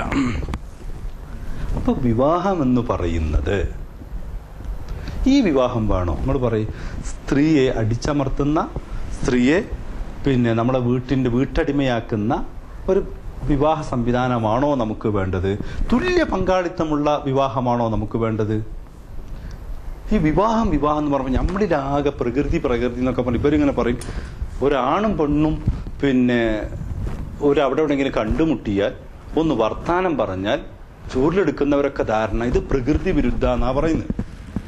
ഞാനൊന്ന് ചോദിക്കട്ടെ, ഒരാണും പെണ്ണും ഇരിക്കുമ്പോഴൊക്കെ പ്രകൃതി വിരുദ്ധം എന്താണ് നിങ്ങൾ പ്രകൃതി എന്ന് മനസ്സിലാക്കിയത്? ഇപ്പൊ ലെസ്ബിയൻ, രണ്ട് സ്ത്രീകൾ തമ്മിൽ വിവാഹം കഴിക്കേണ്ടിയിരിക്കുന്നു. കാരണം അവർക്ക് സ്ത്രീയോടെ തോന്നുന്നുള്ളൂ. ഒരു പുരുഷന് ഗേ ഉണ്ട്, പുരുഷനോടെ തോന്നുന്നുള്ളൂ. അവിടെ സ്ത്രീയും പുരുഷനും അല്ല ഉള്ളത്. അവിടെ നിങ്ങളെന്താ പ്രകൃതി എന്ന് പറഞ്ഞാൽ എന്താ മനസ്സിലാക്കുക? അപ്പോ ഒരാണും പെണ്ണും മാത്രമേ ഇത് മാത്രമല്ല, ഈ ഒരു ചിന്ത, ഈ ഒരു ഉദ്ദേശമേ ഉള്ളൂ. നമ്മുടെ ഇസ്ലാമിലെ സ്ത്രീയെ പറ്റി പറയുന്നത് കേട്ടാത്തോണ്ടും എല്ലാം ഡെങ്കി സ്ത്രീയുടെ ശബ്ദം ഹറാമാണ്, പുരുഷൻ കേൾക്കാൻ പാടില്ല. എന്താ? ആ കേൾക്കുമ്പോഴൊക്കെ മറ്റവനക്ക് വികാരം ഉണ്ടാവും. സ്ത്രീ എങ്ങനെ പിന്നെ ഒരു കാറ്റും കൂടി കടക്കാതെ ഇങ്ങനെ ഒരു ഇരുട്ടറ പോലെ കൊണ്ടടക്കുന്ന വസ്തു എന്തിനാ? പുരുഷന് ലൈംഗികത ഉണ്ടാവും. പുരുഷൻ എല്ലാം സ്ത്രീയുടെ ശബ്ദം, സ്ത്രീയുടെ രൂപം, സ്ത്രീയുടെ എല്ലാം പുരുഷൻ എന്താണ് പിന്നെ ലൈംഗികത കവിഞ്ഞ് ഒന്നും ഇവർക്ക് സംസാരിക്കാനില്ല. ചെറിയ ഒരു ആൺകുട്ടിയും പെൺകുട്ടിയും ഒന്നിച്ചിരുന്നാൽ എന്താ പ്രശ്നം? അവിടെ ഈ ലൈംഗികതയാ പ്രശ്നം. ലൈംഗികതയിൽ കവിഞ്ഞ് ഒന്നുമില്ല. നമുക്കൊരു ഒരു പെണ്ണിനോട് സൗഹൃദ ബന്ധം ഉണ്ടായിക്കൂടെ? ആണും പെണ്ണുണ്ടായ മൂന്നാമത്തെ ഒരാൾ ഇബ്ലീസ് വരും. പെണ്ണിന്റെ മുമ്പിൽ നൊണ്ടി നിന്നാ തെണ്ടി, മുണ്ടിക്കഴിഞ്ഞാലെന്ത് കുണ്ടാമണ്ടി, കാന്തം ഇരുമ്പും പണ്ട് തന്നെ ഇങ്ങനെ. അപ്പോൾ നമ്മളത് പാടാൻ തുടങ്ങി. കാന്തോ ഇരുമ്പ് എന്നതുപോലെയാണ് ഒരു ആണും പെണ്ണും ഒന്നിച്ചിരിക്കുമ്പോഴേക്ക് അവിടെ മൂന്നാമൊരുത്തൻ ഇബ്ലീസ് വരുന്ന നബി പഠിപ്പിച്ചത്. ഇതൊക്കെ നമ്മളെ ചിന്ത എന്ന് പറഞ്ഞാൽ എല്ലാം ഈ ഒരു ചിന്തയേ ഉള്ളൂ. ഇതിന്റെ അപ്പുറത്തേക്ക് ഒരു ചിന്തയില്ല. ചെറിയ കുട്ടികളെ പോലും നമ്മൾ പറഞ്ഞിട്ടാ കൊണ്ടുവരണം. എന്തിനാ? സംഗതി ഇപ്പൊ എനിക്ക് തോന്നുന്നത് മദ്രസയിലെ അധ്യാപകർ ചെറിയ കുട്ടീനെ പീഡിപ്പിക്കുന്നുണ്ട്. വീട്ടിന്റെ ഉള്ളിൽ സ്ത്രീ സുരക്ഷിതയാണോ? സൗദിയിലെ ഒരു അനുഭവം സുഹൃത്ത് പറഞ്ഞു. അവിടെ സ്വന്തം ഒരു പിതാവിനും മാതാവിനും ആങ്ങളെയും പെങ്ങളെയും സ്വന്തം ആൺകുട്ടിനെയും പെൺകുട്ടിനെയും വരെ അപ്പുറം പുറമുള്ള റൂമിൽ കൂട്ടിയിട്ടാ പോണത്. പേടിയാണ്. കാരണം ആണിനും പെണ്ണിനും പരസ്പരം ശത്രുക്കളെ പോലെ പരസ്പരം കാണാതെ അപ്പുറപ്പുറം വേറെ മദ്രസകൾ, വേറെ സ്ഥാപനങ്ങൾ, ആൺകുട്ടിയൊക്കെ വേറെ സ്ഥാപനം, പെൺകുട്ടിയൊക്കെ വേറെ സ്ഥാപനം, വേറെ സ്കൂളുകൾ, വേറെ സിലബസുകൾ, പിന്നെ പെൺകുട്ടിയൊക്കെ മാത്രം പെണ്ണധ്യാപിക, ഒരു അധ്യാപിക, ഒരു അധ്യാപകൻ, ഇങ്ങനെ എല്ലാം ആണിന് വേറെ പെണ്ണിന് വേറെ ഒരു ഇടകലർന്ന് ജീവിച്ചാൽ എന്തോ ആകാശം ഇടിഞ്ഞു വീണ കഥയാ പറയുന്നത്. അവിടെയാണ് ആണും പെണ്ണും ഒന്നിച്ചിരുന്നാൽ എന്താ സംഭവിക്കുക? അത് പറ്റൂല, അത് വലിയ പ്രശ്നം ഉണ്ടാക്കുന്നാ പറയുന്നു. ആണും പെണ്ണും പിന്നെ ഒരു ഇതുണ്ടായിരുന്നു. ആണും പെണ്ണും സൗദി അറേബ്യയിൽ നിന്ന് തന്നെ തോന്നുന്നു ഒന്നിച്ചിറങ്ങിയ ഒരു സംഭവമുണ്ട്. ആണും പെണ്ണും ഒന്നിച്ചിരുന്നാലും ഒന്നും സംഭവിക്കാനൊന്നുമില്ല. എൻ്റെ അഭിപ്രായത്തിൽ ആണും പെണ്ണും ഒന്നിച്ചിട കലർന്ന് വളർന്നാലേ കുറച്ചും കൂടി സൗഹൃദപരമായ ഒരു പെണ്ണ്. ഇപ്പം ഞാൻ വിവാഹം കഴിച്ചത് 21ാമത്തെ വയസ്സിലാണ്. എൻ്റെത് ഞാൻ പറയാം. അന്ന് എൻ്റെ ഭാര്യ സ്കൂളിൽ 5ാം തരത്തിലാണ്. ഞങ്ങൾ രണ്ടാളെ സംബന്ധിച്ച് ഞങ്ങളൊരു പക്വത വന്നിട്ടില്ല. ഒന്നിച്ച് ഞാനൊരു പള്ളി ദർസിൽ പഠിച്ച ഒരാളാണ്. ഒരു സ്ത്രീകൾ മാത്രം പഠിക്കുന്ന ഒരു സ്കൂളിലാണ് അവൾ വളർന്നത്. ഞാൻ രണ്ടാളും ഒരു യഥാർത്ഥ മതസമൂഹത്തിൽ നിന്ന് വരുന്നവരാണ്. പെണ്ണിന്റെ വിഷമങ്ങളും പ്രയാസങ്ങളും ബുദ്ധിമുട്ടും എനിക്ക് മനസ്സിലാണെങ്കിൽ നമ്മൾ പെൺകുട്ടികളുള്ള സ്കൂളുകളിലോ കോളേജുകളിലോ ഇടകലർന്ന് പഠിച്ചെങ്കിലല്ലേ ഇങ്ങനെയൊക്കെ സ്ത്രീകൾക്ക് പ്രയാസം ഉണ്ടാവും, ബുദ്ധിമുട്ടുണ്ടാവും. ആണിന് ഇങ്ങനെയൊക്കെ പ്രയാസം ബുദ്ധിമുട്ട് അവൾക്കും മനസ്സിലാക്കാൻ ഒരു അവസരം ഉണ്ടാവുള്ളൂ. പരസ്പരം വിവാഹ ജീവിതത്തിന് ശേഷമെങ്കിലും ബോധ്യമാകണ്ടേ? അതിന് പോലും അവസരമില്ല. അപ്പൊ പിന്നെ ഇതിങ്ങനെ പറയുമ്പോഴേക്ക് നാളെ ഇങ്ങനെ പറയുന്നവരൊക്കെ ലൈംഗികതയിലേക്ക് വെറും ഒരു വ്യഭിചാരത്തിലേക്ക് ആരോപണം ഉണ്ടാകേണ്ടതില്ല കേട്ടോ. നമ്മളെ സങ്കല്പം സ്ത്രീയും പുരുഷനും പരസ്പരം ബഹുമാനിച്ചും ആദരിച്ചും കഴിയേണ്ടവളാണ്. അവളെ ശരീരത്തും അവകാശം അവൾക്കാണുള്ളത്, എൻ്റെ ശരീരത്തും അവകാശം എനിക്കാണുള്ളത്. രണ്ടും വെവ്വേറെ വ്യക്തിത്വമുള്ള ആളുകളാണ്. നമ്മുടെ സ്ത്രീക്ക് ഒരു വ്യക്തിത്വം കൽപ്പിക്കുന്നില്ല എന്നുള്ളതാണ് പ്രശ്നം. സ്ത്രീയെ നമ്മളെന്താ പറയുന്നത്? സ്ത്രീയെ സംരക്ഷിക്കണം. ആരാ സംരക്ഷിക്കേണ്ടത്? പിതാവ്, പിന്നെ സഹോദരൻ, പിന്നെ ഭർത്താവ്. ഇങ്ങനെയാണ്. ഭർത്താവില്ലെങ്കിൽ പിന്നെ ഭർത്താവിന്റെ പിതാവ്, സ്വന്തം പിതാവില്ലെങ്കിൽ പിതാവിന്റെ പിതാവ്. ഇങ്ങനെയൊക്കെ നമ്മളുണ്ടാക്കി. സ്ത്രീക്ക് എന്താ സ്വന്തമായിട്ട് നിൽക്കാൻ കഴിയില്ലേ? സ്ത്രീ ഒറ്റയ്ക്ക് യാത്ര ചെയ്തുകൂടാ. എന്താ? പ്രശ്നങ്ങളുണ്ട്. ഇതൊക്കെ നമ്മൾ വിരൽ ചൂണ്ടുന്നത് സ്ത്രീക്ക് സ്വന്തമായ കഴിവില്ല എന്നതാണ്. സ്ത്രീ ഞാൻ പറഞ്ഞില്ല 6-ാം നൂറ്റാണ്ടിലെ സ്ത്രീ പോലും ചിന്തിച്ച് സ്വന്തമായ കഴിവും ചിന്തയും പക്വതയുള്ള സ്ത്രീയുടെ സംസാരമാണ്. നമ്മൾ പറയുന്ന സ്ത്രീക്ക് ഇതൊന്നും ഇല്ല എന്നാ പറയുന്നത്. സ്ത്രീക്ക് സ്വന്തമായ കഴിവും സ്വന്തമായ സംവിധാനങ്ങളും ഉണ്ട് എന്നതാണ്. പിന്നെ എന്താണ് ഇപ്പോൾ ഈ പ്രണയ വിവാഹം? നോക്കൂ, ഇപ്പൊ ഇവരുടെ ഒരു ആരോപണം അതാണല്ലോ, പ്രണയം. എന്തിനാണ് ആണും പെണ്ണും ഒന്നിച്ചിരുന്ന പ്രണയം ഉണ്ടാകുന്ന അത്രേ പറയുന്നത്. എന്താണ് പ്രണയത്തിന് ഇത്ര തെറ്റ്? പ്രണയം ഞാൻ ചോദിക്കുന്നത് എന്താ പറയുക, മതക്കാരൊക്കെ പ്രണയത്തെ പറ്റിയിട്ട് ആക്ഷേപിക്കുന്നതിന് ഒരു കാരണമുണ്ട്. മതം ഉണ്ടാക്കി വെച്ചൊരു വ്യവസ്ഥിതിയുണ്ട്, ഒരു അധികാര വ്യവസ്ഥിതിയുണ്ട്. അതിനെ ചോദ്യം ചെയ്യാണ് പ്രണയം.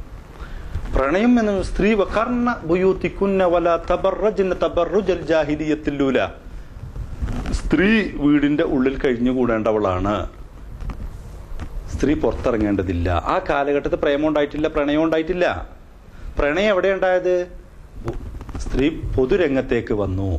പൊതുരംഗത്തേക്ക് പൊതു ഇടം സ്ത്രീയുടെയും കൂടി ഇടമാണ്. വീട് മാത്രമല്ല എൻ്റെ ഇടം, പൊതു ഇടമാണ്.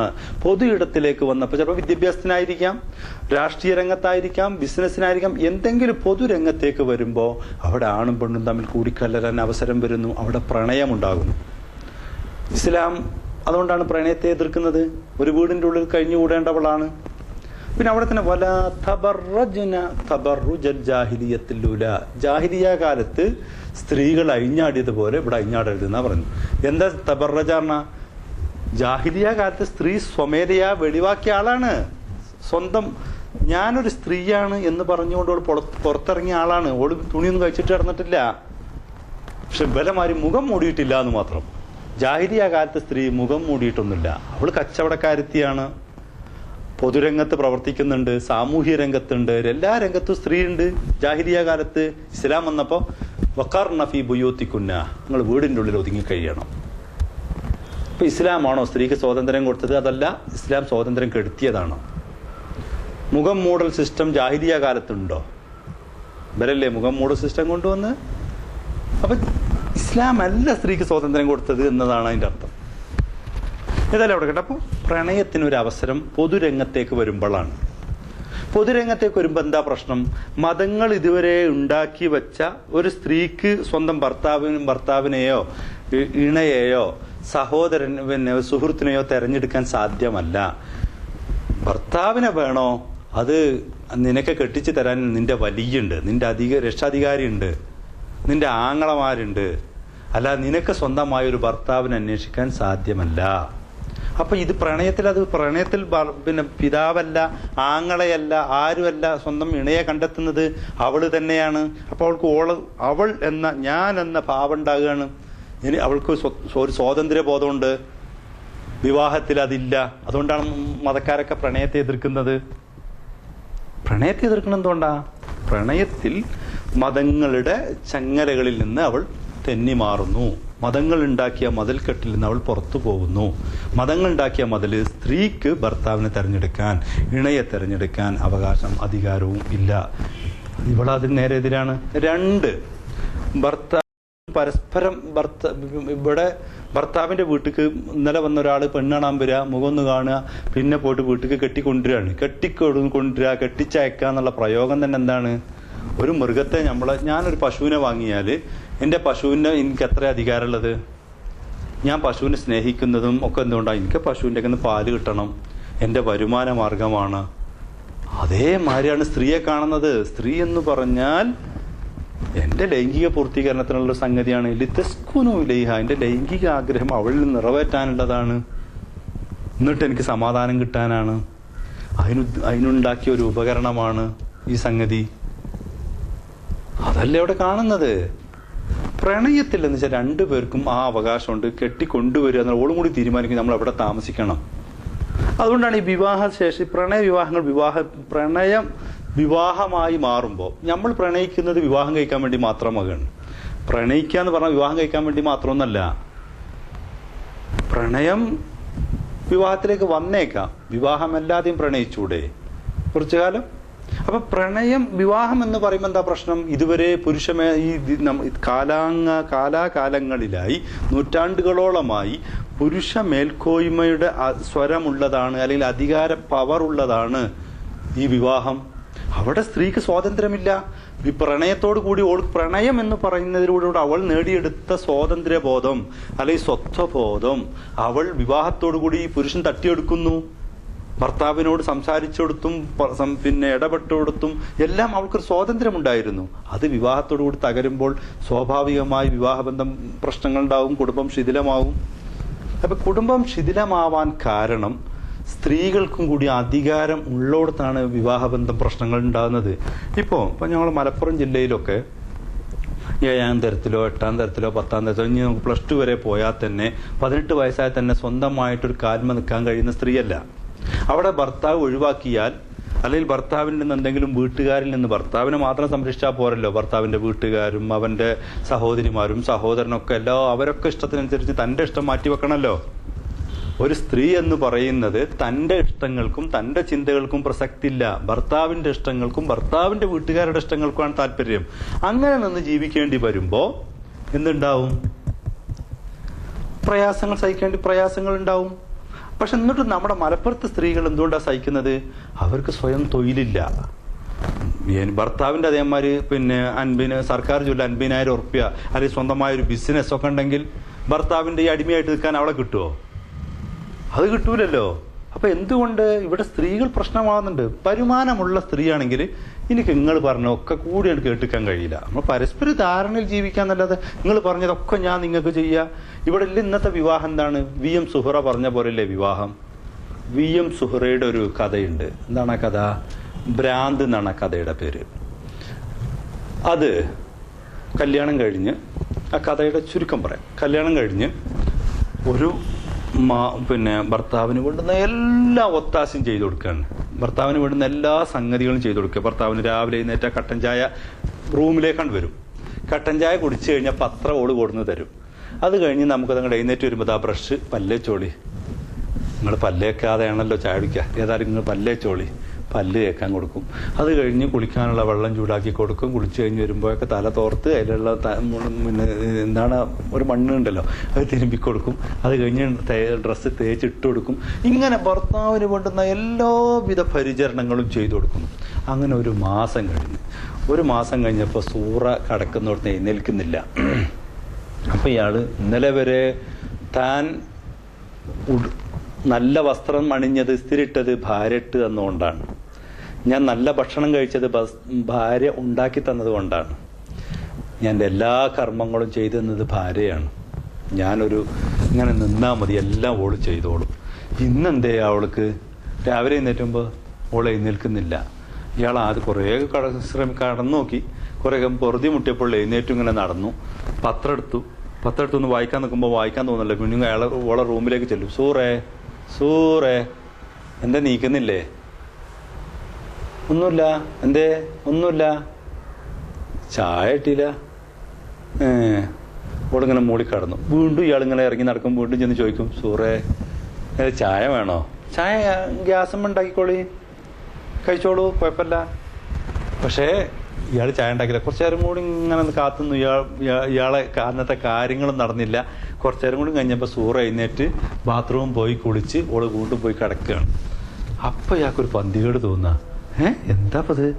അടുക്കളയിൽ കയറാതെ പോയിട്ട് കുളിച്ചിട്ട് പോയി കിടക്കുക. അങ്ങനെ ഇയാൾ മൊബൈൽ എടുത്തിട്ട് പുറത്തോട്ട് പോവുക. ആ ആങ്ങളെ വിളിക്കുകയാണ്, ഈ സൂറയുടെ ആങ്ങളെ. ഹലോ അളിയ, നീ എന്നിങ്ങോട്ട് വന്നേ. സൂറക്ക് ഇതിന്റെ മുമ്പ് വല്ല പ്രശ്നം ഉണ്ടായിരുന്നോ? വല്ല ഗുളിക എന്തെങ്കിലും കഴിച്ചിരുന്നോ? ഒന്നുമില്ലല്ലോ. എന്തേ? അല്ല ഒന്നുമില്ല, വെറുതെ ചോദിച്ചു. അങ്ങനെ ഒരു കുഴപ്പമുണ്ടെച്ചിട്ട് പോവാ. അളിയൻ വന്ന് വണ്ടി നിർത്തുമ്പോൾ ഇയാൾ വേഗം പുറത്തോട്ട് ഇറങ്ങി. ഉള്ളിൽ കയറി സംസാരിക്കണ്ടെന്ന് വേണ്ടി പുറത്തോട്ട് ഇറങ്ങി ഈ പെണ്ണിനോട് ഇയാളോട് സംസാരിക്കുക. സൂറ ഇങ്ങനെയൊക്കെ കേട്ടോ. അപ്പൊ ഇയാൾ വന്ന് ഇങ്ങനെ സൂറ കിടക്കുന്നിടത്തേക്ക് അളിയനും ഈ 2 അളിയന്മാര്, ഈ പെണ്ണിന്റെ ആങ്ങളി ഭർത്താവും കൂടിയും വരും. സൂറേ എന്തേ? നീക്ക് നമുക്ക് സ്ഥലം വരെ പോവാ. 2 കൂടി നീച്ച് മെന്റൽ ഹോസ്പിറ്റലിൽ ചെല്ലുമ്പോ ഡോക്ടറെ സാന്നിധ്യത്തിൽ വെച്ച് പറയാണ്, 1 മാസം വരെ ഞാൻ എൻ്റെ ഭർത്താവിന് എല്ലാം ഞാൻ ഒരുക്കി കൊടുത്തു. ഇനി 1 മാസം എനിക്ക് ചെയ്തുകൂടെ? ഞാൻ ഒരു നേരം ചായ ഉണ്ടാക്കാൻ വിഷമിച്ചപ്പോൾ എനിക്ക് ഭ്രാന്തായില്ലേ? അപ്പോ ഞാൻ എൻ്റെ ജീവിതത്തെ, ഞാൻ അത്രയും കാലം പഠിച്ച് ഞാൻ എൻ്റെ ജീവിതം നിങ്ങൾക്ക് സേവിക്കാനുള്ളത് മാത്രമാണോ എൻ്റെ ജീവിതം? നമുക്ക് പരസ്പരം സഹകരിച്ചൂടെ? നമ്മൾ പറയാം. അപ്പം എന്താ ഇസ്ലാമിൽ സൗജ് എന്നുള്ള സംഗതി ഇല്ല. ഇണാന്നേ അല്ല സൗജിനേ ഉള്ളൂ, ഭാര്യ ഭർത്താവ് എന്നില്ല. എന്താ ഭാര്യ? ഭരിക്കുന്നവൻ, ഭരിക്കപ്പെടുന്നവൾ, അങ്ങനെയില്ല. പിന്നെ എങ്ങനെയുള്ള സൗജ് എന്ന ഇണ എന്നാ വെറുതെ പറയട്ടോ. ഖുർആനില് ഇമ്രാത്തു ലൂത്ത്, ഇമ്രാത്തു നോഹ്, ഇമ്രാത്ത് എന്ന് ഉപയോഗിച്ചിട്ടുണ്ട്, അഹ്ല് എന്ന് ഉപയോഗിച്ചിട്ടുണ്ട്, നിസാ എന്ന് ഉപയോഗിച്ചിട്ടുണ്ട്, സ്ത്രീ ഭാര്യമാർ എന്ന അർത്ഥത്തിൽ ഉപയോഗിച്ചിട്ടുണ്ട്. സൗജ് എന്ന് മാത്രമൊന്നല്ല, അതൊക്കെ നമ്മളങ്ങനെ പറയാന്നേ ഉള്ളൂ. അപ്പൊ നോക്കൂ, ഇവിടെ ഇതാണ് നമ്മുടെ പുരുഷ ഈ പ്രണയത്തിന്റെ കാര്യം. എന്തായാലും വിവാഹം എന്നത് ഇന്നത്തെ സിസ്റ്റം, സ്ത്രീക്ക് അധികാരങ്ങളില്ല, സ്ത്രീക്ക് അവകാശങ്ങളില്ല. ഖുർആൻ തന്നെ അതല്ലേ പറഞ്ഞു, ഖാനിതാത്തുൻ ഹാഫിളാത്തുൽ ലിൽ ഗൈബ്. അവള് ഭർത്താവിനനുസരിച്ച് ജീവിക്കേണ്ടവളാണെന്നല്ലേ ഖുർആൻ കൂടി പറയുന്നത്. അപ്പൊ ഈ മതം ഉണ്ടാക്കിയത് അള്ളാഹു ആണാണ്, മുഹമ്മദ് നബി ആണാണ്, 4 ഖലീഫമാർ. ഇവിടെ ഈ നിയമങ്ങൾ ഉണ്ടാക്കിയവരൊക്കെ പുരുഷന്മാരാവുകയാൽ പുരുഷന് വേണ്ടി പുരുഷന്റെ സങ്കല്പങ്ങൾ പൂർത്തീകരിക്കുന്ന നിയമങ്ങളാണ് ഇന്നത്തെ ഇസ്ലാമിക വിവാഹത്തിലുള്ളത്. മറ്റു വിവാഹത്തിലും അതന്നെ കേട്ടോ, ഞാൻ അങ്ങോട്ട് പോണില്ല. അപ്പോ ഇവിടെ ഭർത്താവ് ഈ പറഞ്ഞ സംഗതി ഇത് മാറി സ്ത്രീക്കും പുരുഷനും തുല്യ പങ്കാളിത്തമുള്ള, തുല്യ അധികാരമുള്ള, തുല്യ അവകാശമുള്ള ഒരു സംവിധാനമാണ് വിവാഹമെങ്കിൽ ഒരു കുഴപ്പമില്ല. അതല്ല പുരുഷന് വേണ്ടി മാത്രം ഉണ്ടാക്കിയ ചില സംവിധാനമാണ് വിവാഹമെങ്കിൽ ആ വിവാഹബന്ധം പൊളിഞ്ഞു പോകേണ്ടത് തന്നെയാണ്. അത്ര നമ്മളൊക്കെ ഈ പുരുഷൻ, ഈ പറഞ്ഞ ഞാനിതൊന്നും മുക്തനൊന്നല്ല, ഞാനും പുരുഷ മേധാവിത്വത്തിന്റെ ഉള്ളിൽ തന്നെയുള്ള ആളാണ്. അപ്പൊ ഇവിടെ നമ്മൾ ഈ പറഞ്ഞ സ്ത്രീ സംഘടനകളൊക്കെ പറഞ്ഞ സ്ത്രീ പിന്നെ മതം പൊളിഞ്ഞ ധാർമ്മികത പൊളിഞ്ഞുണ്ടാകും. എന്തായി ധാർമ്മികത? എന്തായി സദാചാരം? സ്ത്രീയെ ചുറ്റിപ്പറ്റി മാത്രമാണോ സദാചാരം? ഒരാണും പെണ്ണും നിങ്ങൾക്ക് ചുംബിക്കണമെങ്കിൽ വീട്ടിന്റെ ഉള്ളിൽ പോയിക്കോട്ടെ, വീട്ടിന്റെ ഉള്ളിലായിക്കോട്ടെ എന്നാണ്. ഒരു സ്ത്രീ ലെസ്ബിയൻ ആഗ്രഹിക്കുന്ന ഒരു സ്ത്രീക്ക് അതിന് പറ്റിയ സ്ത്രീനെ തന്നെ കിട്ടണ്ടേ? അത് എവിടുന്ന് കിട്ടും? നിങ്ങൾ വീട്ടുകാർ കൊണ്ടുപോയി കൊടുക്കുവോ? ഒരു ഘേ ഓനക്ക് വേണ്ടത് ഒരാണിനെ തന്നെയാ വേണ്ടത്, നിങ്ങൾ കൊണ്ടുപോയി കൊടുക്കുവോ? അല്ല ഒരാണും പെണ്ണും മാത്രമേ ചുംബിക്കുള്ളൂ, ആണും പെണ്ണും മാത്രമേ വിവാഹം ഉണ്ടാകുള്ളൂ? ഇവർക്ക് തമ്മിൽ വിവാഹം ഉണ്ടാവില്ലേ? അവർക്ക് തമ്മിൽ വിവാഹം ഉണ്ടാവില്ലേ? അവർക്ക് അയാൾക്ക് ഒരു ഘേയുടെ ആഗ്രഹം, ഒരു ആണിനെ തന്നെയല്ലേ? ഒരു പെണ്ണ് ലെസ്ബിയൻ, ഒരു പെണ്ണിന് പെണ്ണെന്നെയാ വേണ്ടത്. അപ്പൊ അവിടെ എന്താ കിട്ടുക? അപ്പൊ ഇതൊന്നും ഖുർആനിലും ചർച്ച ചെയ്തിട്ടില്ല. കാരണം അതൊന്നും നബിന്റെ കാലത്ത് അങ്ങനെ പരസ്യമായി പുറത്തു വരാൻ പറ്റാത്ത കാലാണത്. ഇവിടെ തന്നെ ഒരു ആണും പെണ്ണും ഒന്നിച്ചിരിക്കുമ്പോ ഇപ്പൊ തന്നെ എന്താ നിലപാട്? അപ്പൊ ഇതാണ്. പിന്നെ നമ്മുടെ ഒക്കെ സങ്കല്പം എന്താ പറയുക, ഒരു ആണും പെണ്ണും ഇടകലർന്നാൽ പിന്നെ ലൈംഗികതയാണ് നമ്മുടെ. ഞാൻ ലൈംഗികതയെ മാത്രമല്ല, ഒരു ആണും പെണ്ണും തമ്മിൽ സന്താനത്തിന് ഉൽപാദനത്തിന് വേണ്ടി മാത്രമാണോ ഈ ബന്ധം സ്ഥാപിക്കുന്നത്? ഒരു ഗേ തമ്മിൽ വിവാഹം കഴിച്ചു, അവരെ ഇണചേരുന്നു ഒക്കെ ചെയ്യുന്നു, അവിടെ സന്താനോൽപാദനം ഉണ്ടാകുമോ? ലെസ്ബിയൻ, അവിടെ സന്താനോൽപാദനം ഉണ്ടാകുമോ? വിവാഹത്തിന്റെ ലക്ഷ്യം നമ്മൾ ആകെ ഈ പ്രത്യുൽപാദനമാണ്. കുറെ അൽ വദൂദ് അൽ വലൂദ്, ഇതാണ് നമ്മുടെ ചിന്ത. ധാരാളം പ്രസവിക്കുന്ന പെണ്ണ്, ധാരാളം പ്രസവം വിവാഹത്തിന്റെ ഒരു ലക്ഷ്യമായി പറയുന്നു. ജീവിതത്തിന്റെ ലക്ഷ്യമോ വിവാഹവുമാണ്. ജീവിതത്തിന്റെ ലക്ഷ്യം വിവാഹമാണ് എന്ന് നമ്മൾ പറഞ്ഞതുകൊണ്ടാ? പുരുഷന് അവന്റെ സങ്കല്പങ്ങൾ പൂർത്തീകരിക്കാൻ വേണ്ടിയിട്ടാണ്. എന്നിട്ട് ചെറുപ്പകാലത്ത് കെട്ടുക, കുട്ടികൾക്ക് സ്വയം ഒരു കാൽമ നിൽക്കാൻ കഴിയാത്ത സംവിധാനം ഉണ്ടാകുക. നമ്മളെ പിന്നെ MK മുനീർ ഇതുപോലെ ട്രാൻസ്ജെൻഡറിന്റെ കാര്യം, ലെസ്ബിയന്റെ കാര്യം അദ്ദേഹം ഭരിക്കുന്ന സമയത്ത് അവരുടെ അവകാശങ്ങൾക്ക് വേണ്ടിയിട്ട് ഒരു ബില്ല് സമർപ്പിക്കാൻ വേണ്ടി ശ്രമിച്ചിരുന്നു. മുസ്ലിം ലീഗിന്റെ ഉള്ളിൽ കുറെ ഇങ്ങനെ ചിന്തിക്കുന്ന ധാരാളമുണ്ട്, ഉയർന്ന് ചിന്തിക്കുന്ന ധാരാളം ആളുകളുണ്ട്. പക്ഷെ ഓരോ മതസമൂഹത്തിന്റെ ഉള്ളിൽ നിൽക്കുമ്പോൾ അവർക്ക് പറയുന്നതിനൊരു പരിമിതി ഉണ്ട്. ഞാൻ ഈ വിഷയം മനസ്സിലാക്കുന്നത് മുനീറിന്റെ ആ ബില്ല് വായിച്ചു നോക്കിയിട്ടാണ്. ഇങ്ങനത്തെ ഒരു വിഭാഗം ഉണ്ടല്ലോ എന്ന്. എന്നാൽ തന്നെ ഞാനൊരു സ്ഥലത്ത് 3 ലിംഗം എന്ന് പറഞ്ഞു പോയി. അപ്പോൾ അതിൽപ്പെട്ട ഒരാളിനോട് പറഞ്ഞു, 3 ലിംഗം എന്ന് പറഞ്ഞാൽ അങ്ങനത്തെ ഒരു ലിംഗം ഉണ്ടോ? ആണ് 1 ലിംഗം, സ്ത്രീ 2 ലിംഗം, 3 ലിംഗം എന്ന് പറഞ്ഞാൽ ആരാ? ഇവരാ? അങ്ങനെ 3 ലിംഗം ഉണ്ടോ? അപ്പൊ തന്നെ ഞങ്ങൾ അങ്ങനെ പറയട്ടോ. എന്നോട് ഞാൻ അറിയാതെ പറഞ്ഞതാണ്, നമുക്ക് അറിയില്ലല്ലോ, നമ്മൾ ദിവസം പഠിച്ചു വരുന്നല്ലേ ഉള്ളൂ. ട്രാൻസ്ജെൻഡർ നിങ്ങളെ പറയാവൂ, അങ്ങനൊരു വിഭാഗം ഒന്നല്ല. അപ്പോൾ ഞാനിത് തിരുത്തിയാൽ ഞാൻ പലപ്പോഴും പറഞ്ഞുകൊണ്ടിരുന്ന സംഗതിയാണ്. പക്ഷെ ഞാനിത് കുറച്ചുകൂടി മനസ്സിലാക്കുന്നത് മുനീറിന്റെ ആ ബില്ലിൽ നിന്നാണ്. ഈ മുസ്ലിം ലീഗിൽ അങ്ങനെ ചിന്തിക്കുന്നുണ്ട്. സ്ത്രീകൾക്ക് അവകാശം കിട്ടണം, സ്ത്രീകൾക്ക് പിന്നെ പരിഗണന കിട്ടണമെന്ന് ചിന്തിക്കുന്ന മുസ്ലിം ലീഗിൽ ഒരുപാട് പ്രവർത്തകർ എനിക്കറിയാം. പക്ഷെ അവർക്ക് ഇങ്ങനെ പറയാൻ കഴിയില്ല. എന്തുകൊണ്ട്? അവർ വലിയ അവരുടെ വോട്ട് ബാങ്ക് അതാണല്ലോ.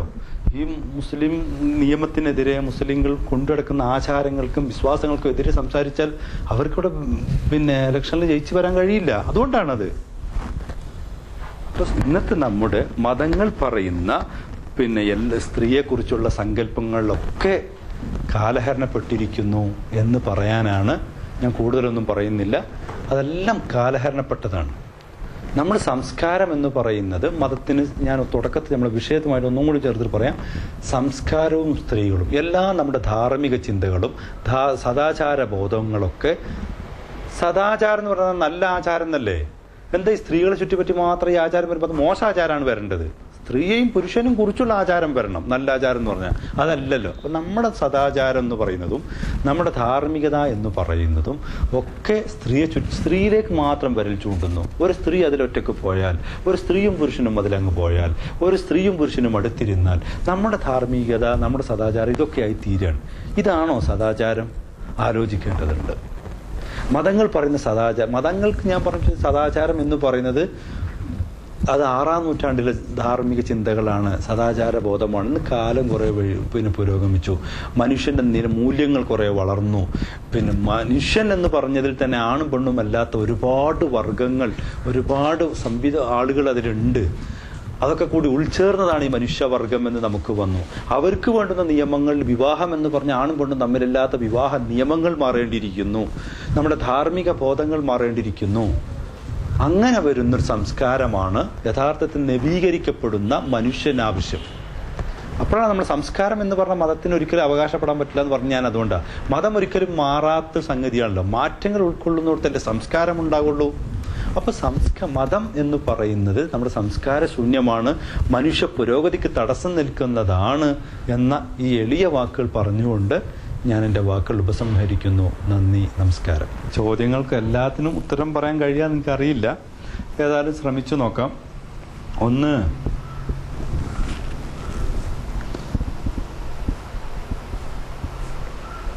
സംസ്കാരം ശാസ്ത്രീയമായി തെളിയിച്ചില്ല എന്നുള്ളതാണ്. സംസ്കാരം മതം കൊണ്ടേ ഉണ്ടാകൂ എന്ന് മതക്കാർ പറഞ്ഞപ്പോൾ അത് ശരിയല്ല എന്ന് ഞാൻ പറഞ്ഞിരുന്നു. എന്നാൽ അതെന്താ പറയുക, ഈ ധാർമ്മികത, സംസ്കാരം എന്ന് പറഞ്ഞതിൻ്റെ, സംസ്കാരം എന്നതൊരു മരമാണെങ്കിൽ ആ മരത്തിൻ്റെ ഒരു ചില്ലയോ പൂവോ ആണ് ധാർമ്മികത, സദാചാരം എന്ന് പറയുന്നത് കേട്ടോ. പക്ഷെ ഇത് മതത്തിന് അവകാശപ്പെടാൻ സാധ്യമല്ല. എന്നാലോ ശാസ്ത്രീയപരമായി ഇതിന് വിശകലനം ചെയ്യാൻ സാധ്യവുമാണ്. ഇപ്പൊ നമ്മുടെ തലച്ചോറ്, ഞാൻ ഒന്ന് പറയാം, ഒരു ഉദാഹരണം പറയാം. ഇപ്പോ ധാർമ്മികത, സദാചാരം എന്നൊക്കെ മനുഷ്യന് മാത്രമല്ല ഉള്ളത്, മറ്റു ജീവജാലങ്ങൾക്കൊക്കെ ഉണ്ടല്ലോ. ഇപ്പോ മനുഷ്യേതര ജീവികൾ, ഇപ്പോ കുരങ്ങ്, ചിമ്പാൻസി, അങ്ങനെ തുടങ്ങിയ വർഗങ്ങളിൽ മറ്റെല്ലാ ജീവികളിലും ഉണ്ട്. അവിടെയും സ്നേഹം, കാരുണ്യം, ദയ, വിനയം ഇത്യാദി കാര്യങ്ങളൊക്കെ ഉണ്ട്. ഇനിയൊരു ഒരു കുഞ്ഞിനോട് കാണിക്കേണ്ട വാത്സല്യമാണ് അമ്മക്കുണ്ടാകേണ്ടതെങ്കിൽ അതും അവിടെയുണ്ട്. ഈ എല്ലാം ജീവജാലങ്ങളിലും കാണാൻ പറ്റും. മനുഷ്യനിലും ഉണ്ട്. മനുഷ്യനിൽ കുറച്ചും കൂടി ഉയർന്ന നിലവാരത്തിലാണെന്ന് പറഞ്ഞാൽ എന്തുകൊണ്ടാണ്? അവന്റെ ഉയർന്ന മസ്തിഷ്ക ബോധമാണ്, ഉയർന്ന ധാർമ്മിക ബോധം, ഉയർന്ന സദാചാര ബോധം ഉണ്ടാക്കുന്നത് മതങ്ങളല്ല, നമ്മുടെ മസ്തിഷ്കത്തിന്റെ ഉയർന്ന ഇതാണത്. ഉദാഹരണം പറയാം, നമ്മൾ മദ്രസയിലൊന്നും ചേർക്കാത്ത ചെറിയ കുട്ടികൾ തമ്മിൽ പരസ്പരം കളിക്കുമ്പോൾ ഒരു കുട്ടി കരയുമ്പോൾ മറ്റേ കുട്ടിന്റെ കണ്ണും കൂടി നനയും. ഉദാഹരണം, നമ്മളിവിടെ ഫുട്ബോൾ, അതിപ്പോൾ ഞാൻ ഒരു ഫുട്ബോൾ കളിക്കാരനാണ്. ആദ്യം നമ്മൾ ഒരാളവിടെ ഇങ്ങനെ ഗ്രൗണ്ടിൽ ഇങ്ങനെ കളിക്കുമ്പോൾ കരക്ക് നിൽക്കുന്ന നമ്മളും അറിയാണ്ട് കളിച്ചു പോകും. അതെന്തുകൊണ്ടാ? അയാൾ അടിക്കുമ്പോൾ നമ്മളെ കാലും അറിയാണ്ട് ഇങ്ങനെ ഇതാവും. അതെന്തുകൊണ്ടാ? സത്യത്തിൽ അയാൾ കളിക്കുമ്പോൾ നമ്മളും കളിക്കുന്നുണ്ട്, നമ്മുടെ കാലുകൊണ്ടല്ല, നമ്മുടെ മസ്തിഷ്കം കൊണ്ട് കളിക്കുകയാണ്. ഇതേ പ്രവർത്തനം തന്നെയാണ് അവിടെ ഒരാൾ കരയുമ്പോൾ നമ്മുടെ കണ്ണ് നനയുന്നത്, അയാളെ പ്രയാസം എന്റെ പ്രയാസമായി അനുഭവപ്പെടുന്നത് നമ്മുടെ മസ്തിഷ്കത്തിന്റെ പ്രവർത്തനമാണ്. അത് മതം പഠിപ്പിച്ചെന്നല്ല. അല്ലെങ്കിൽ ഈ മൃഗങ്ങൾക്കിടയിലേക്കൊന്നും പ്രവാചകന്മാരോ അല്ലെങ്കിൽ വേദഗ്രന്ഥങ്ങളൊന്നും വന്നിട്ടില്ലല്ലോ. അവരിലെങ്ങനെ ധാർമ്മികത ഉണ്ടായത്? അവരുടെ ആ മസ്തിഷ്കത്തിന്റെ ബോധമാണ് അവരെ അത് ചെയ്യിപ്പിക്കുന്നത്. നമ്മളെ കൊണ്ട് ചെയ്യിപ്പിക്കുന്നത് തന്നെ. പക്ഷെ നമ്മൾ കുറച്ചും കൂടി ഉയർന്ന മസ്തിഷ്ക ബോധമുള്ളതുകൊണ്ട് കുറച്ച് ഉയർന്ന നിലവാരത്തിൽ ധാർമ്മിക ബോധം ഉണ്ട് എന്ന് മാത്രം. അപ്പൊ ഇതിന് ശാസ്ത്രീയമായ മാനാണുള്ളത്. ഇപ്പൊ നമ്മുടെ തലച്ചോറിന്റെ തന്നെ പ്രവർത്തനങ്ങളാണത്. എനിക്ക് കൂടുതൽ സയൻസ് ഒന്നും പറയാൻ എനിക്ക് അറിയില്ല കേട്ടോ. അപ്പൊ അത്രയാണത്. അത് ഏതായാലും മതങ്ങളിൽ നിന്നുള്ളതല്ല എന്ന് നമുക്ക് കൃത്യമായി പറയാൻ കഴിയും.